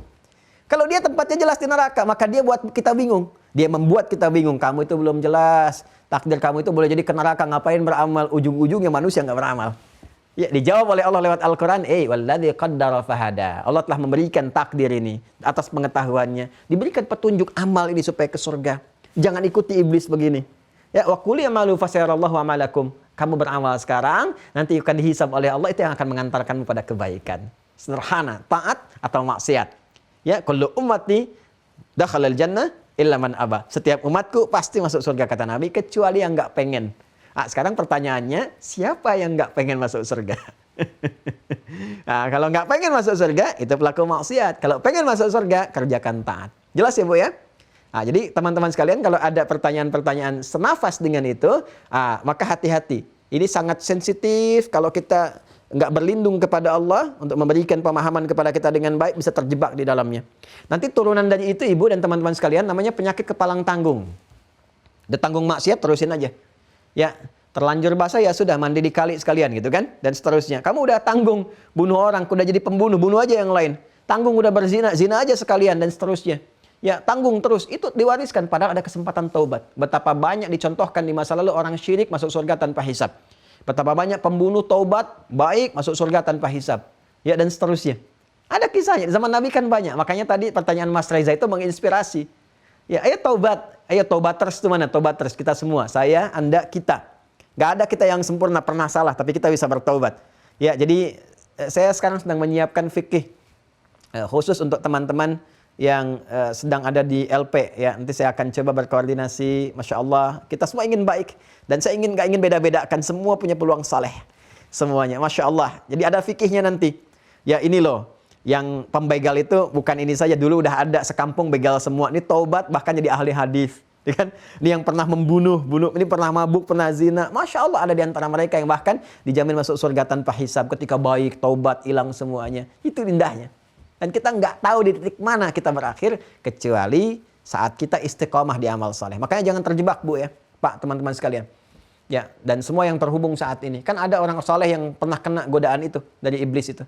Kamu udah soleh, amalan banyak, istighfar dikit, kayak udah selesai. Dosa dikit aja nggak apa-apa, main aja dulu. Maka dia main ke tempat-tempat yang buruk. Di situ dia berzina. Begitu sedang zina, belum sempat taubat, terjadi gempa bumi. Boom. Maka dia wafat dalam keadaan maksiat. Ya, wafat dalam keadaan apa? Maksiat. Ya, maksiat itu kan akan dihitung sebagai maksiat pada akhirnya. Ya, jadi akhirnya yang tadinya terpelihara ada dosa. Kalau sudah ada dosa kan ditimbang nanti dengan hisab. Ya, maka pahala akan menutupi dosa-dosanya. Nanti akan dilihat, ya. Kalau dosa besar ya besar juga nanti pengaruhnya, bahaya.